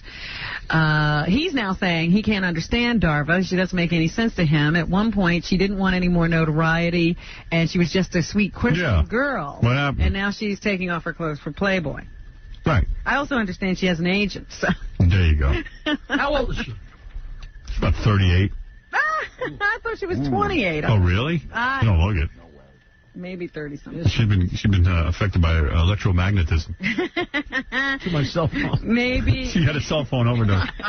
Like 7 You know, 28. And you know what? Then Jackie's 12. Oh, yeah. Was that a count? At the box office this weekend, the big winner was Gladiator. I'm a gladiator. I fight with my wife. The new Ridley Scott film starring Russell Crowe. Here he is on the fact that Gladiator turned out to be Oliver Reed's final film. Right. Right. Number 16. Right. Right. This is a great memorial. Contribution to the cinema. I think it's his best performance for 15 years. Well, let me do a little more ass kissing. Last week, if you remember, we kissed the ass of Joaquin. Where I said that I felt that Joaquin was not living up to his full potential. That, in fact, he could be finding a cure for AIDS. And now I want to say this is the finest performance that Sir Oliver Reed ever gave. Oliver Reed was no sir. No. I made him a sir. Oh, I see. And he went out the way he wanted to, man. He went out. No stopping him. He went out like a man. You know how he died? He was eating some snake penis. That's how. He died in a Maltese pub 3 weeks before production wrapped. That's the way I want to go. That's a man. He went out the way he wanted to, in a pub. He went out. Like a man. Here's Oliver Reed from the dead. They actually talked to him during This is Oliver Reed speaking to you from the bed. Please don't film me now. They actually talked to him during the filming of Gladiator. He spoke of the film's epic scope. It's enormous. He went out like a man. And it's one that went out like a man. That I think will go marching into the new millennium with all trumpets blowing. Okay. Right. He actually does a very good job in the film. I got more feet to taste. Right. Joaquin Phoenix is also in the film. This is a great man. And he says he wanted to play his character Commodus in Gladiator as a childish man. Right. I thought that it'd be really interesting to see an insecure person. He's a man. So much power. This young gentleman should use his full potential and develop a cure for cancer. And kiss some ass. Well, this is something that'll be fun for you. It's time for the 4th annual Celebrity Weddings. Oh. Really? Tonight you can see that on Channel 7 or ABC at 8 o'clock. Hey, that's fun. Here's my video. Here's some of the natural sound from the show. Here's a portion of a scene where Jenny McCarthy and her husband John Asher exchange vows. What is this? Number 23. This is from Celebrity Weddings in Style. And they're going to let people in on their wedding? They obviously did. You're all I ever hope Desperate. and pray for. And your cute smile lights up my day. And your I should bang her. Oh, this is one of those we wrote our own vows thing. John, take you, Johnny. Hi, John. Take you, Jenny. Be my wife. I'm going to vomit. I'm going to waste him a piece of ass. I thought you'd like this. Here is Celine Dion, who is also part of this special, telling of her devotion for her husband, Renee. Did you ever see that? They did a second wedding, and they carried that guy around like in a Roman gladiator outfit. I don't only want to be his favorite singer in the world, I want to be his favorite squeeze box. but I want to... I love her accent. It's so weird. Why the long face? In his life. And I think he needs me, but I need him. Okay, and here's Renee. She gives me kids. On why he and Celine renewed their wedding vows. You've been asking, why do you do that? I'm 150.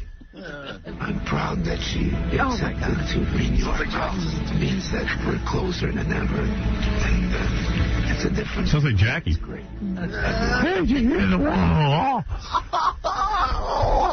The Chinese couple. Something wrong. As you said yesterday, Morning buried the Knicks. He scored the final 4 points that put Miami over the top yesterday in the first game of the second round of the playoffs. Yeah. Here is Jeff Van Gundy, the Knicks coach. Turn the ball over far too often, and we missed some, a couple open shots. But I think he looks real athletic. Turnovers in the second half. I don't even think he can play basketball. He doesn't look like he can dress himself. He doesn't look like he can dress himself? One of those hair plugs he's got? I think so. Man. And here's Pat Riley, the winning coach. Yeah, it's going to be a great matchup throughout the series, and we need the zone on the floor, and I keep talking to him about. You need to what zone? You can't get in foul trouble. You can't be playing from behind. Oh, Zoe, right. So Alonzo. Out there. Zoe. Like, we all know what you're talking about. F you. Anything left, Robin? Yeah, a couple of things. Stephanie Tuck from In Style magazine. They're doing a makeover issue. They also have a Hall of Fame list in makeovers. Here's Stephanie Tuck to tell us about it. They should make over Fred. Looks like Wild Bill Cody. Editors at InStyle put together the Hall of Fame list, which is the most improved people in terms of the makeovers that they have undergone. People like Hilary Swank, who cut her hair and just looks so sophisticated, or Faith Hill, who's grown her hair. Other people like Buffalo Bill. Britney Spears, who's undergone a style transformation. Even Christina Ricci, the actress, has undergone I look good. Jennifer Lopez. We should make over Jan Reno. Everyone's good looking. Let's have a real chat. Yeah. Here's Stephanie reacting to Carrie Russell's haircut. I don't think it was a mistake for her in her life. It probably was a mistake for her character, Felicity, to cut her hair off, and that. She said it's fine. That's part of Felicity's journey as a college girl who's trying to... The journey's going to be canceled if they don't get that hair back.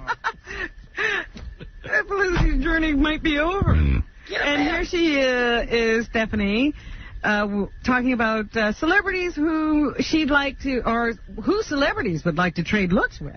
We asked a number of celebrities, if you could trade your looks with anybody for a day... All right, I'll take anybody. Who would it be? Shirley Manson, who's the lead singer of Garbage, said Erykah Badu, because she's the most beautiful woman in the world. No. Gary Shandling, who's the comedian, said, I wish I were like Brad Pitt. I'd like to be that handsome. Or as pretty as Angelina Jolie, but nothing in between, he says. Right. I'd like to see Gary as Angelina Jolie. I think Gary's gorgeous. Same lips. Yeah. Jackie Chan, who is one of my favorite actors. He has a new movie coming out. It opens on the 26th of May. It's called Shanghai Noon. Get it? Doesn't it piss you off that he has a career? Are you worried about opening right after Mission Impossible 2, Jackie? Me no worry. I think it doesn't matter. If I worry about anything, I would never even be in film. He's more like modern. This guy's modern. He can open a beer with his feet, Jackie Chan. All right, anything left? Does he have any special stunts in the film that he was worried about shooting? Do a stunt myself. Like big deal. You don't act. Of course you do your stunts yourself. only the train scene, jump off the train, these kind of things, it's okay. Who even knows what he's talking about? He said, do you have any special stuff? Only jump off train. Only. Between scene. What does that mean, between scene? What are you talking about, you dumbass mother?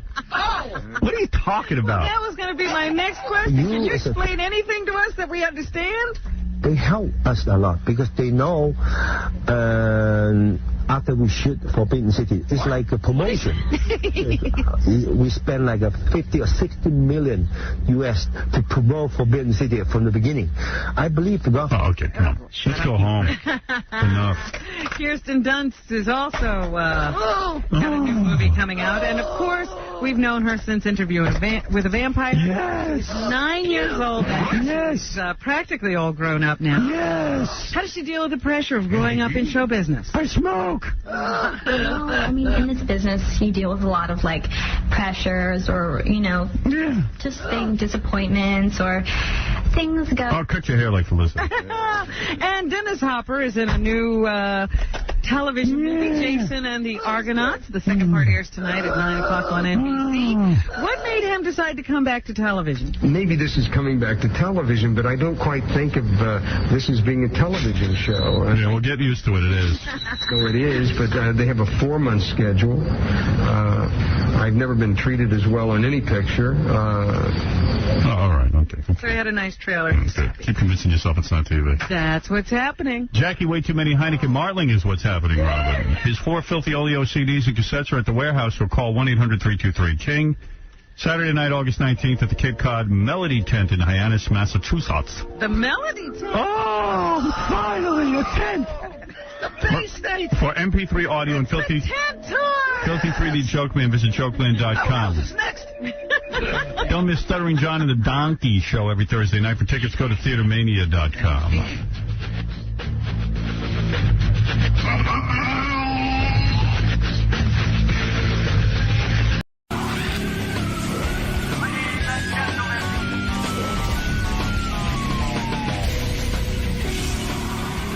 Hi, I'm Cheech. And I'm Cheech. And we're here because we get 20 hours of court-mandated community service knocked off of you. That's what happened. And actually, I'm Chong, and I'm still not on parole anymore.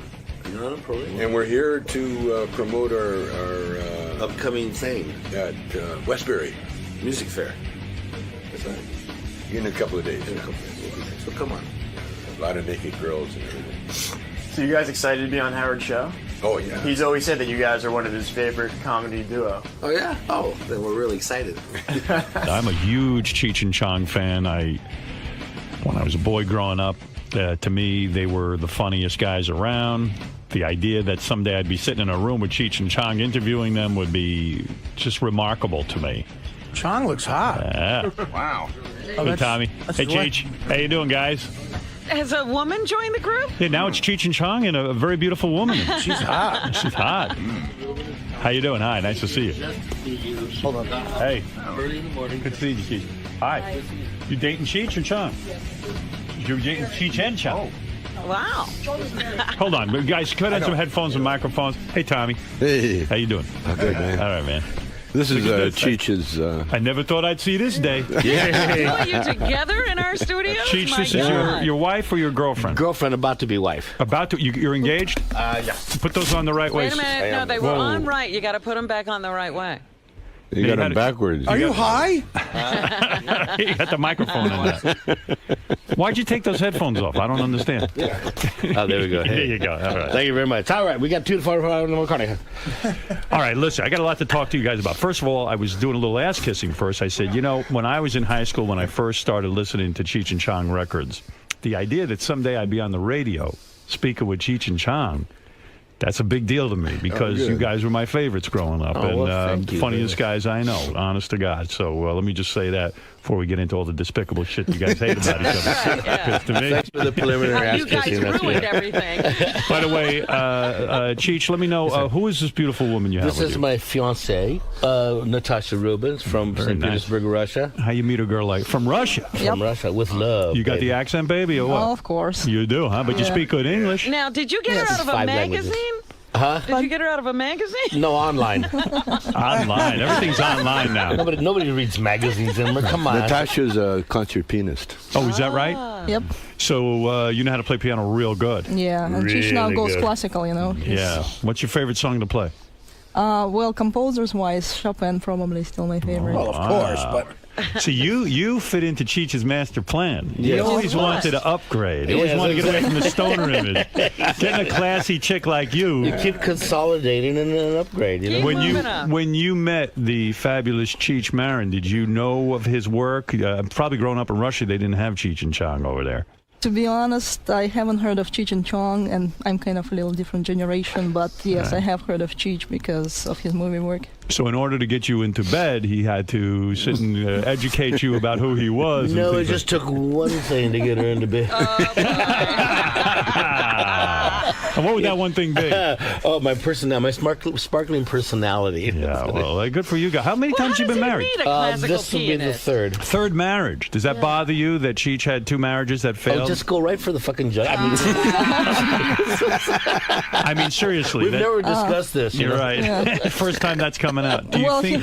he never had, like, you know, real classical ceremony in a way. So he had first on the beach, second was Halloween kind of course. Oh, so these weren't even real marriages. So yeah, we're planning a real, you know, more traditional ceremony. We just took acid and said I love you. You know? Do you hear Cheech saying bad things about Tommy when you guys are alone in bed? Tommy, his old partner. In the middle of lovemaking. They love each other. Don't you get nervous that a guy who's been married 2 times?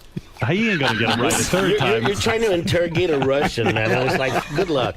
You think Cheech what? Actually, you should be asking Cheech, what is he thinking? He's failed at it twice. Yeah, Cheech, in your other marriages, what happened? You cheated, right? Is that what went on? I fudged the line. I didn't cheat. It was just like, not quite the truth. Well, the fact of the matter is that you are a ladies' man. You always have been. Hey, what can I say? Yeah, Tommy seems to have calmed down. He's in a successful marriage. He's been able to sort of keep it in his pants, Tommy's right? so jealous. He learned to dance. That's true. Let's talk about Cheech and Chong getting back together. Oh, I never thought I'd see the day. I don't even understand why you'd break up. In the first place, my feeling always was that Tommy got pissed off when Cheech wrote a Cheech and Chong movie, but you didn't put drugs in it. You wanted to get away from the whole stoner image. How close am I here? Well, pretty close, except what happened. I didn't even know we were broken up. You know? Until I went to the movie and I wasn't in it. Yeah. Right. Wow. That's when I realized. He kept going for the mailbox for his check, and the check wasn't there. Cheech, what were you thinking? I mean, honestly, you guys were on top of the world. Yeah. All right. So nobody paid you much respect. Yeah, who cared? No, we got a lot of respect from everybody, everywhere. It's just, it kind of was at the time that we had run out of stuff to do, and we were with each other every day, 24 hours a day for 17 years. Enough. Right. You know, and you needed a break. We needed a break. And like I say in my act, we got rich, and you can't make a rich Mexican do shit. That's true. But Cheech, maybe what Tommy objected to. Yeah. It's my thought. Mm-hmm. You guys had 17 years together, enough. But it's the way you go about it, right? It's the way you break up that counts. In other words, you two had the most wonderful creative relationship. You did a lot for each other together. But there must have been some anger in this notion of just keeping him out of the movie, writing a movie and keeping Tom. I mean, it's an angry act. It's like committing suicide in front of your family. You don't do it. It didn't start with the movie. It started with the video, right? The record. And we made Born in East L.A., and that we weren't at the same place at the same time. Right. And it was about time where we were, you have two creative forces here, and you get, it's a history of all our time being together. We always bump up against each other. So is it fair to say you guys don't really like each other that much? No, we like each other a lot. No, I don't get that feeling. No, we do. I like Tommy a lot. But you started to feel I could do things other than drug humor. That's what happened. I thought we both could do stuff other than drug humor. Right. And then the split occurs because you wrote the movie The Corsican Brothers, right? Who wrote that movie? Tommy wrote a lot of it. Tommy wrote a lot. That was the problem. Yeah. Oh, dear. Tommy, why did you write a movie, a Cheech and Chong movie, that didn't have your trademark drug humor? I mean, everyone loved it. Partly because Cheech said, he didn't want to, first of all, Cheech didn't want to do, I think, the last 3 movies. Right. It was. You disagree with that, Cheech? No. Initially, and this is the way we work. You know, he said, "I'm not going to do that." You know, we'd do a bit. I'd write a bit, and I'd say, and Cheech would say, "I'm not doing that. I'm not doing that." What was your reason? And then, you know, and then I'd say, "No, well, just put on the tutu. Take a look. Just try it." You know, and he would say, "No, I'm not going to do that until we got in front of an audience." And then once you get in front of an audience, you do anything to get a laugh. Right. And with the movies, and it's a good formula, by the way, is that Cheech says no to everything. Right. I say yes to everything. Right. And then you end up in the middle. So we meet in the middle. So it was Cheech who forced you to write a movie without drug humor. Yeah, basically. So it was and his I wanted fault. to, and I loved it, by the way. It was his fault that movie tanked, isn't it? No, not at all. Boy. The movie didn't tank. Cheech gave you your biggest loss. So you were right ultimately, weren't you, Tommy? Yeah, I guess I was. Cheech, how do you answer those charges that Tommy was right? Let me get my shovel out. Oh, Jesus. No, but if you look you guys had a bit of reunion on my TV show when we did that legendary bit. The Christmas show. And believe me, that went down in our show history as one of the biggest moments. Scared the crap out of me. Seeing you with a little face on the baby. I played the Virgin Mary. Yeah. It was a Christmas special. But so you guys had tried getting back together over the years. Really? Yes, we did. All the time we'd get together. We'd start to talk about, hey, well, we could do a movie, blah, blah, blah. And then we'd start the process, and then we start arguing, and it would blow up. Those movies. Well, Cheech came to my 60th birthday, and he said, with his second wife, Patty, and we never talked really. And Cheech said to me, he says, I know how we can get back together. And I said, how? He says, music. We just do music. And so I thought about it, and I said, nah, that ain't going to work. And so 10 years later, we're getting back together. We're going to start this tour. So I was driving out to his place, and I thought, I know how we can get back together. Music. There you go. But listen to this. Well, get out there, and I said to Cheech, I know how we get back together. He says, how? He says, music. He says, that'll never work. The reason for that's the way it works. The reason for Cheech and Chong's success, and I think about it as I interview you now, one of the big reasons, and I think this is overlooked, your two voices are so beautifully distinctive. Cheech is the quintessential voice for the characters you do. And Tommy, your voice, it's deep, it's resonant. It's like sitting there with a guy who's stoned all the time. No matter how straight you are, you sound like it's almost a perfect act. Yeah. And when I think about you breaking up, I understand. Sometimes you go your separate ways, you make a lot of money. But there's something between you two guys that is so angry because of the way you did it. I mean, you wanted to hurt each other. I don't understand. How did they do it? If Tommy says he didn't even know they were broken up. I'm joking. Oh, but this is the jokes part, Robin. No. Well, you have to telegraph. Big ego problem here. Yeah. Big ego problem here. Who's got the bigger ego? Cheech would sing. He sang lead. I would write lyrics. Right. Okay. So when he did Born in East L.A., he wrote both. He didn't leave any room for me. Right. And then he said, "Well, you can do the cop bit." And I hated that. I thought, I'm not doing that. And so then now, and I said, "No, I'm not coming down." So did you get jealous that Cheech wrote the whole thing himself and had a big hit with it? Well, impotent is the word. Right. I felt like he didn't feel impotent anymore. You didn't need me. You didn't need but just me. for one song. If you had said, you know what, he needs me for everything else. Well, it turned out to be the whole movie. Right. Well, one thing led to another. I did the song first. Did you recognize when you did the movie Born in East L.A., the video and everything, did you realize consciously that you were cutting Tommy out, that this was it?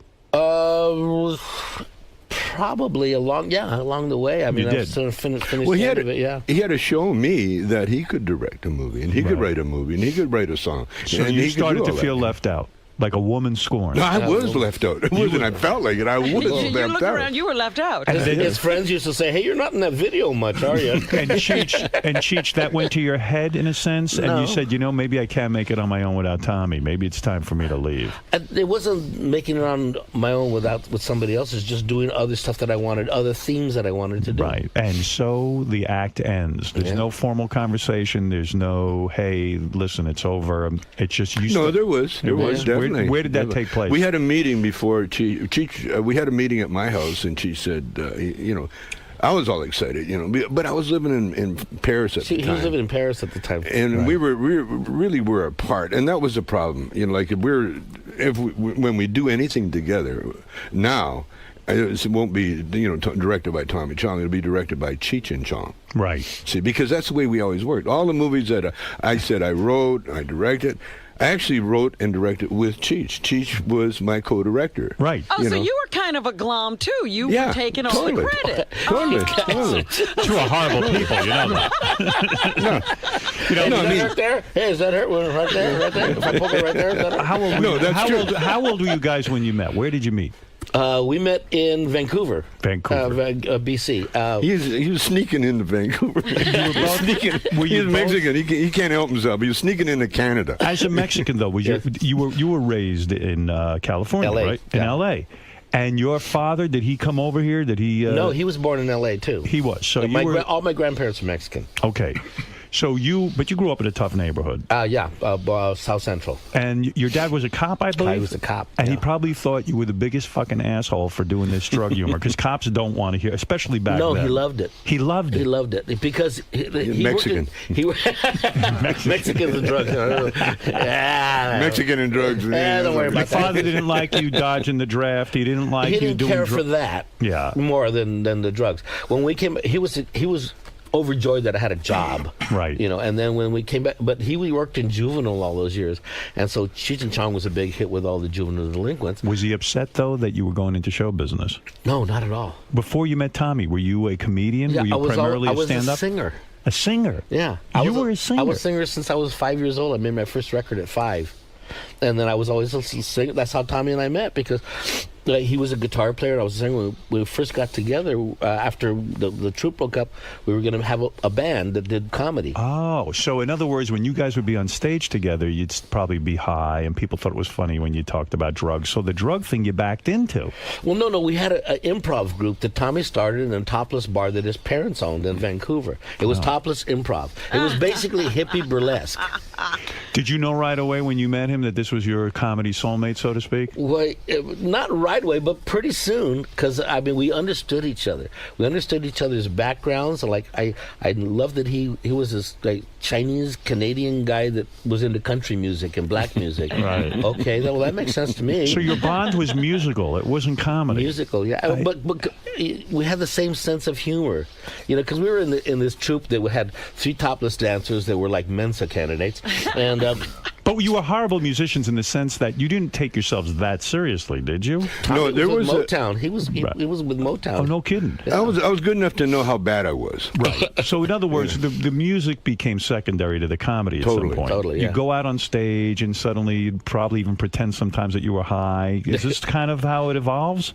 We came out of improv theater. I see. And we used to do 4 hours of improv a night. In front of topless improv. In front of like guys that wanted to see strippers. Right. So you had. So we never did any Mexican humor. We never did any doper humor. Really. Really. Yeah, we did tits and ass humor. How did that come about, though? Because probably you got rid of all the other improv people and you started to focus on the two. They got rid of us. They did. Yeah. We got fired, but my brother actually fired us because he thought you guys were. No, we'd been there long enough. We'd been there 9 months, and had to give birth to something. Time for a news show, and we changed the audience from strippers, where guys that would come and pay a fortune to drink and not look at the girls, to people that wanted to see theater, and we got theater goers that would nurse a glass of wine all night. So when do you guys hit into the formula of doing drug humor and stoner humor in L.A.? Well, yeah, in L.A. when we came to L.A. And then you start doing it. How did you guys go from small clubs to suddenly becoming, what kind of money do you think you guys generated? Millions, billions. We met the right Jew. Lou Adler. Lou Adler. But I thought you guys accused Lou Adler of taking a lot of your money. Well, we met the right Jew. Those Jews. Well, at least you went to a nice guy. Yeah, we went to a nice guy. We know where it was. Yes. That was. Did you end up suing Lou Adler? No. We couldn't sue. He had himself covered in so many layers of lawyers. We never could sue him. Yeah. So we attacked the lawyers. Actually, their accountant sued me. Oh. Yeah. So, Tommy Chong's always the one in the Why shit. did you get sued? Well, because You didn't pay him. I took out a loan, and Yeah, I was wondering how did this happen. I took a loan to finish my house. My house was being built, and I went to get some money to pay for something. And the accountant looked at me kind of funny, and he said, well, there really wasn't there. We didn't know at the time that the money was all in one pool, along with Chicago and who else? Doors. The Doors. All these Boys. This one guy had all our money together, and so He represented all It's a lot of money. And so what he did, I borrowed this money, and then the guy he got stiff somewhere down the line, and so he sued me for the outstanding loan. Oh my God, isn't it? And so I countersued, or we countersued, because I wasn't going to pay it, and Cheech didn't even owe it. Isn't it amazing? Here you're generating all this money, and you don't even have the money to build a house. I mean, if you had to do it all over again, there'd be a little less laissez-faire attitude toward the money, right? Probably not. No? You think you'd do it the same way? Yeah, probably. It sounds like you met the wrong Jew. Yeah. No. He got us rich. So, I mean, but no regrets about money flying out the window and playing it loosey-goosey like that? No, we got it back. Yeah, See, we got it back and then some at the end. I mean, it took a long settled. time. When we So went to court, you're all multimillionaires here from all of this. Well, in theory. Yeah. No, but you are. Well, sure. Right. So when the Cheech and Chong thing starts to take off, how do you does Lou Adler take you somewhere in a recording studio and say, these guys, we got to put them on a record label? Because comedy albums were, Yeah. He came he saw us at the Troubadour one night, at a hootenanny night. And he sends his emissary. It was a girlfriend of both of ours. And he says... A girlfriend of both of yours? Well, he was a friend.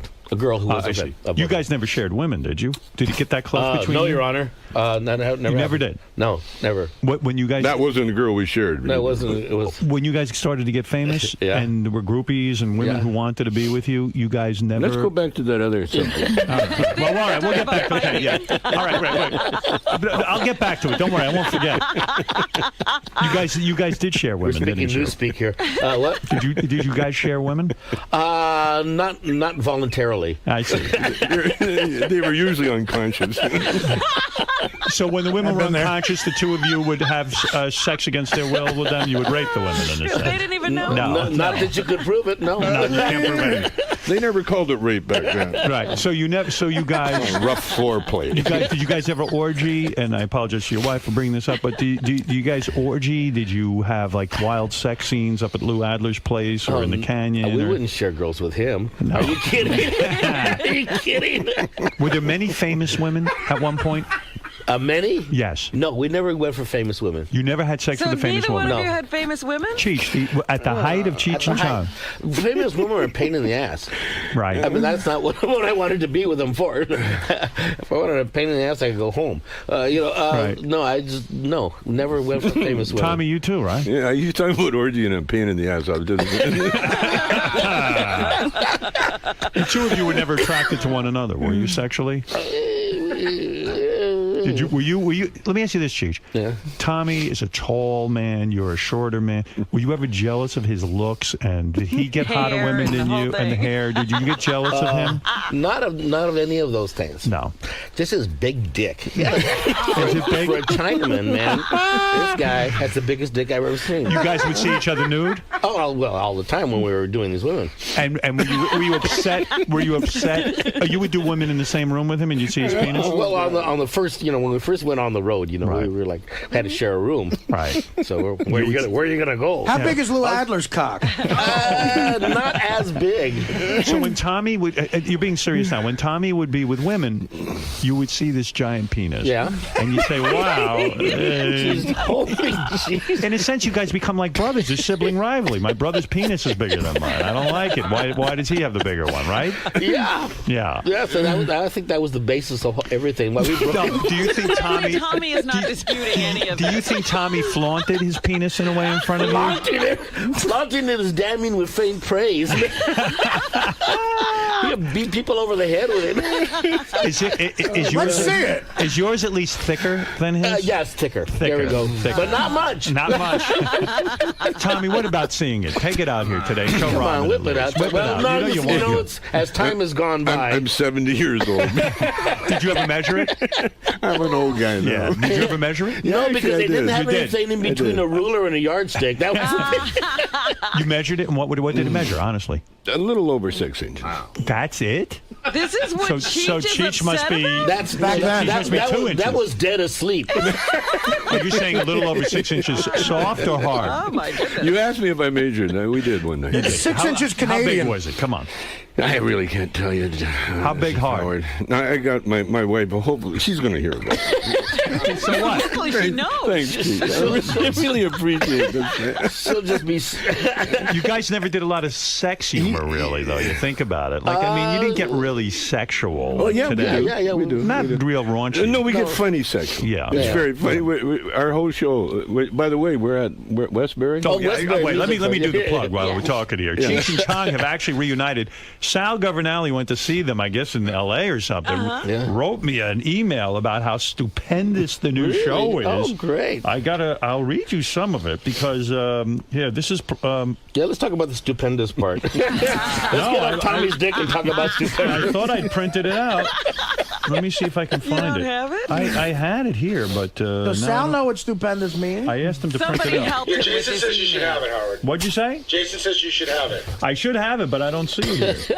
It's not here. Jeez. No, wait, let me see. Maybe I have You it over guys here. got a review? We don't have it. Oh, my God. The guy said, I went to see Cheech and Chong at the Palms in Vegas last night. The house was packed, filled with people from 18 to 80, including hippies and stoners, as well as the upscale, well-dressed crowd and wannabe Vegas elite.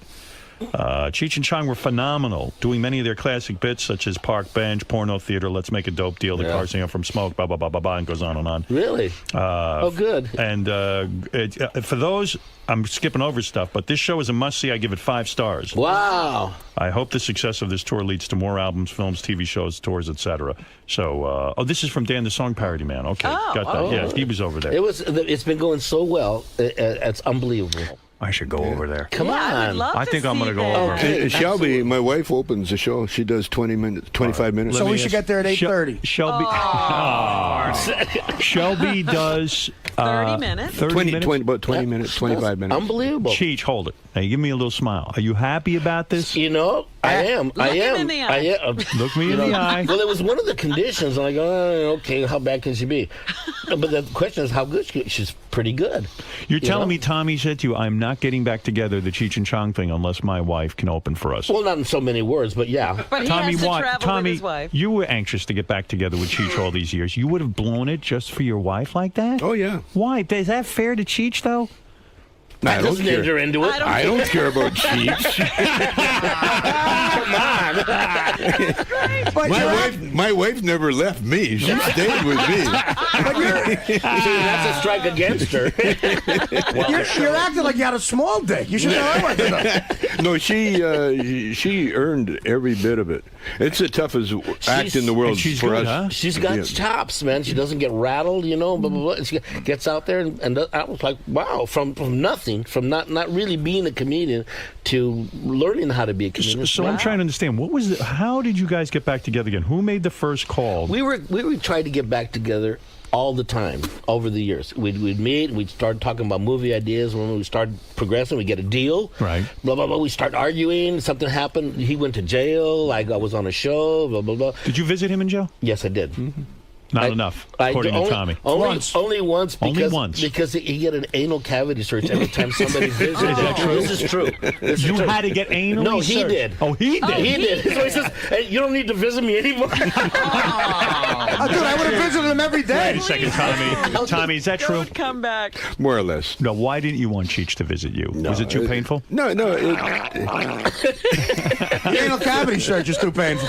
No, seriously. Was it hard for you to see Cheech when you were in jail? Outside, no, not at all. No, it was great. Were you shocked he was sent to jail over that ridiculous charge? I was. I was like, he was the smallest client or the defendant in this case. 52 people in this case. He was the littlest guy. He was the only one who went to jail. With the biggest face. Wow. And they sent him to jail for it. It broke my heart. I mean, a lot of people it did, but I mean, I was going nuts. I wasn't worried about him because I mean, we liked jail. He'll be fine. Yeah. Remember exactly. we talked about Jordan Belford, the stock guy? Yeah. I just saw him on CNN. And my wife, Shelby, just brought up the fact that there's three of us in TAF at the same time. Myself, Jordan Belford, and another guy named Eric Larson. Yeah. Eric Larson is the caddy for Anthony Kim. The golfer, number one or number two golfer. Yeah. So Eric's doing great. Jordan Belford just wrote his second book called The Wolf of Wall Street, or Catching the Wolf of Wall Street. And now me, and I'm on tour with Cheech. Right. And so the three of us, so what's the lesson here? We were sharing a meal together, every night for 9 months. Over a little can of Sterno, right? Were you scared? Now we're on top. Were you scared putting the act back together again that maybe time had passed that the act wouldn't be relevant anymore? Not at all. Not at all. Not at all. Didn't concern you. Tommy had been on the road all this time, so I knew he had chops. Right. I knew I had chops because they just don't leave. Because you're a super talent. And, yeah, right. And Tommy was lucky to get you. Right. We never. Here's the honest to God truth. We never rehearsed.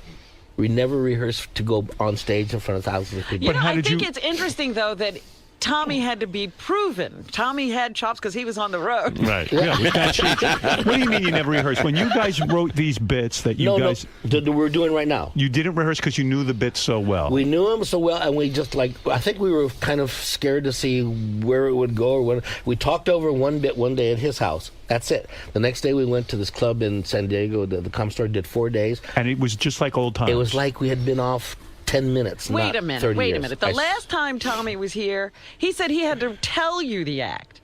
Well, we told each other. Yeah. What's Tommy bullshit, man? That's all bullshit from Tommy. No, we'd be on stage together, and I couldn't remember the next line, and Cheech would whisper it to me. Okay. And he was on the same thing. Yeah. And I'd whisper it to him, but then after a while. When we get on stage now, especially in Vegas, last night or was it last night? All right, so I interrupted myself. So you're back in the day. You get this act. It starts to take off in clubs. Lou Adler comes and sees you, and he convinces a record company to put you guys out on a record. I would imagine it was his record company. Oh, but I imagine they didn't expect much to happen from the record. No, because you guys weren't known. I mean, you were nobodies. And then suddenly, they released the record? How long before the public caught on? Boom. How the so, next though? day. How does it become a hit the next day? FM radio. Really? Underground radio. FM radio was they shipped it overnight to every radio station in the country. And overnight, they were playing Dave's Not Here. Right. Dave's Not Here Here. That was your breakout hit. That was and then it was so different from anything that was going on at the time that they would play the whole side of an album. Right. Yeah. Because nobody did sketches. I mean, National Lampoon eventually. There was a DJ in L.A. called B. Mitchell Reed. Right. B. Mitchell Reed. I've heard of him. The Beamer. And he was got onto the album. And he promoted, I can't remember the FM station, but it was the number one, and he would promo it, and he would play bits all day for weeks. And that was probably considered subversive, because to play that on the radio, I bet you they were like, gee, I don't know if we can play this on the radio. A lot of DJs changed their jobs using our records. That was a resignation letter. People got fired, right? Yeah. They just play it and then they put it on, and so I'm out of here. Who gives you the call that suddenly Cheech and Chong is the number? How many albums did that first album sell? It was a gold album. Immediately. Millions of albums. Yeah. Oh. And still selling. All of a sudden, you guys are on top of the world. Money's starting to come in. You go out on tour, girls, the whole thing. He bought a beach house. He still has. I bought a house in Malibu, which I sold. Nick Nolte has now. Right. Has wow. So this was pretty heady stuff for young guys who were nowhere. We had the week before we signed this contract, we were collecting pop bottles. I swear to God. Wow. We would. Our goal was we had to get $1.50 a day. Somehow get our hands on $1.50, and usually we would walk around. We'd walk from club to club to see if they would hire us. And we had a little wagon we pulled, and we loaded up with pop bottles. We'd find an empty lots. When you were loading up pop bottles, did there come a time when you looked at each other and said, "Listen, we got to get away from each other. We're not going anywhere. We're losers." No, we were fine. Believed. We never were. It was our girlfriends at the time. We were the ones that were saying, when it hit, Cheech had a girlfriend that kept getting him a job. when the act hits, do you suddenly become like acceptable to people you were never acceptable before? Like, do you get to go to parties? My girlfriend's family. Yeah. Yeah. They were not so thrilled that I was Chicano and she was Jewish. Right. You know. So what would they call you? All of us a chimp. Hey, hey, your boyfriend Chimp. What's his name? Not Cheech, Chimp. So you were really accepted all of a sudden, especially Cheech because he was Mexican American. Yeah. That really had to be a goof to you. Like all of a sudden you're an acceptable guy. All of a sudden I'm kosher. You know. Do you get invited to big parties? Do you get invited to Nick Nolte's house? No, I got invited to somebody's bar mitzvah. That's when I knew. I was like, oh. No, but did you get invited to like I don't know who the big star? Yeah. We went to a party. Lou Adler used to have this party in Hollywood. It was a Christmas party, right? And we just signed with them, and everybody that was at this party was somebody. You knew everybody at this party was up. So we opened the door, and there's Ryan O'Neal and Ursula Andress making out, right in front of us. And we're like right off. We're collecting pop bottles still, you know. And we go, wow. And Ursula Andress looks up, sees us coming in. I don't know these guys. Goes back to making out with Ryan, and then John Lennon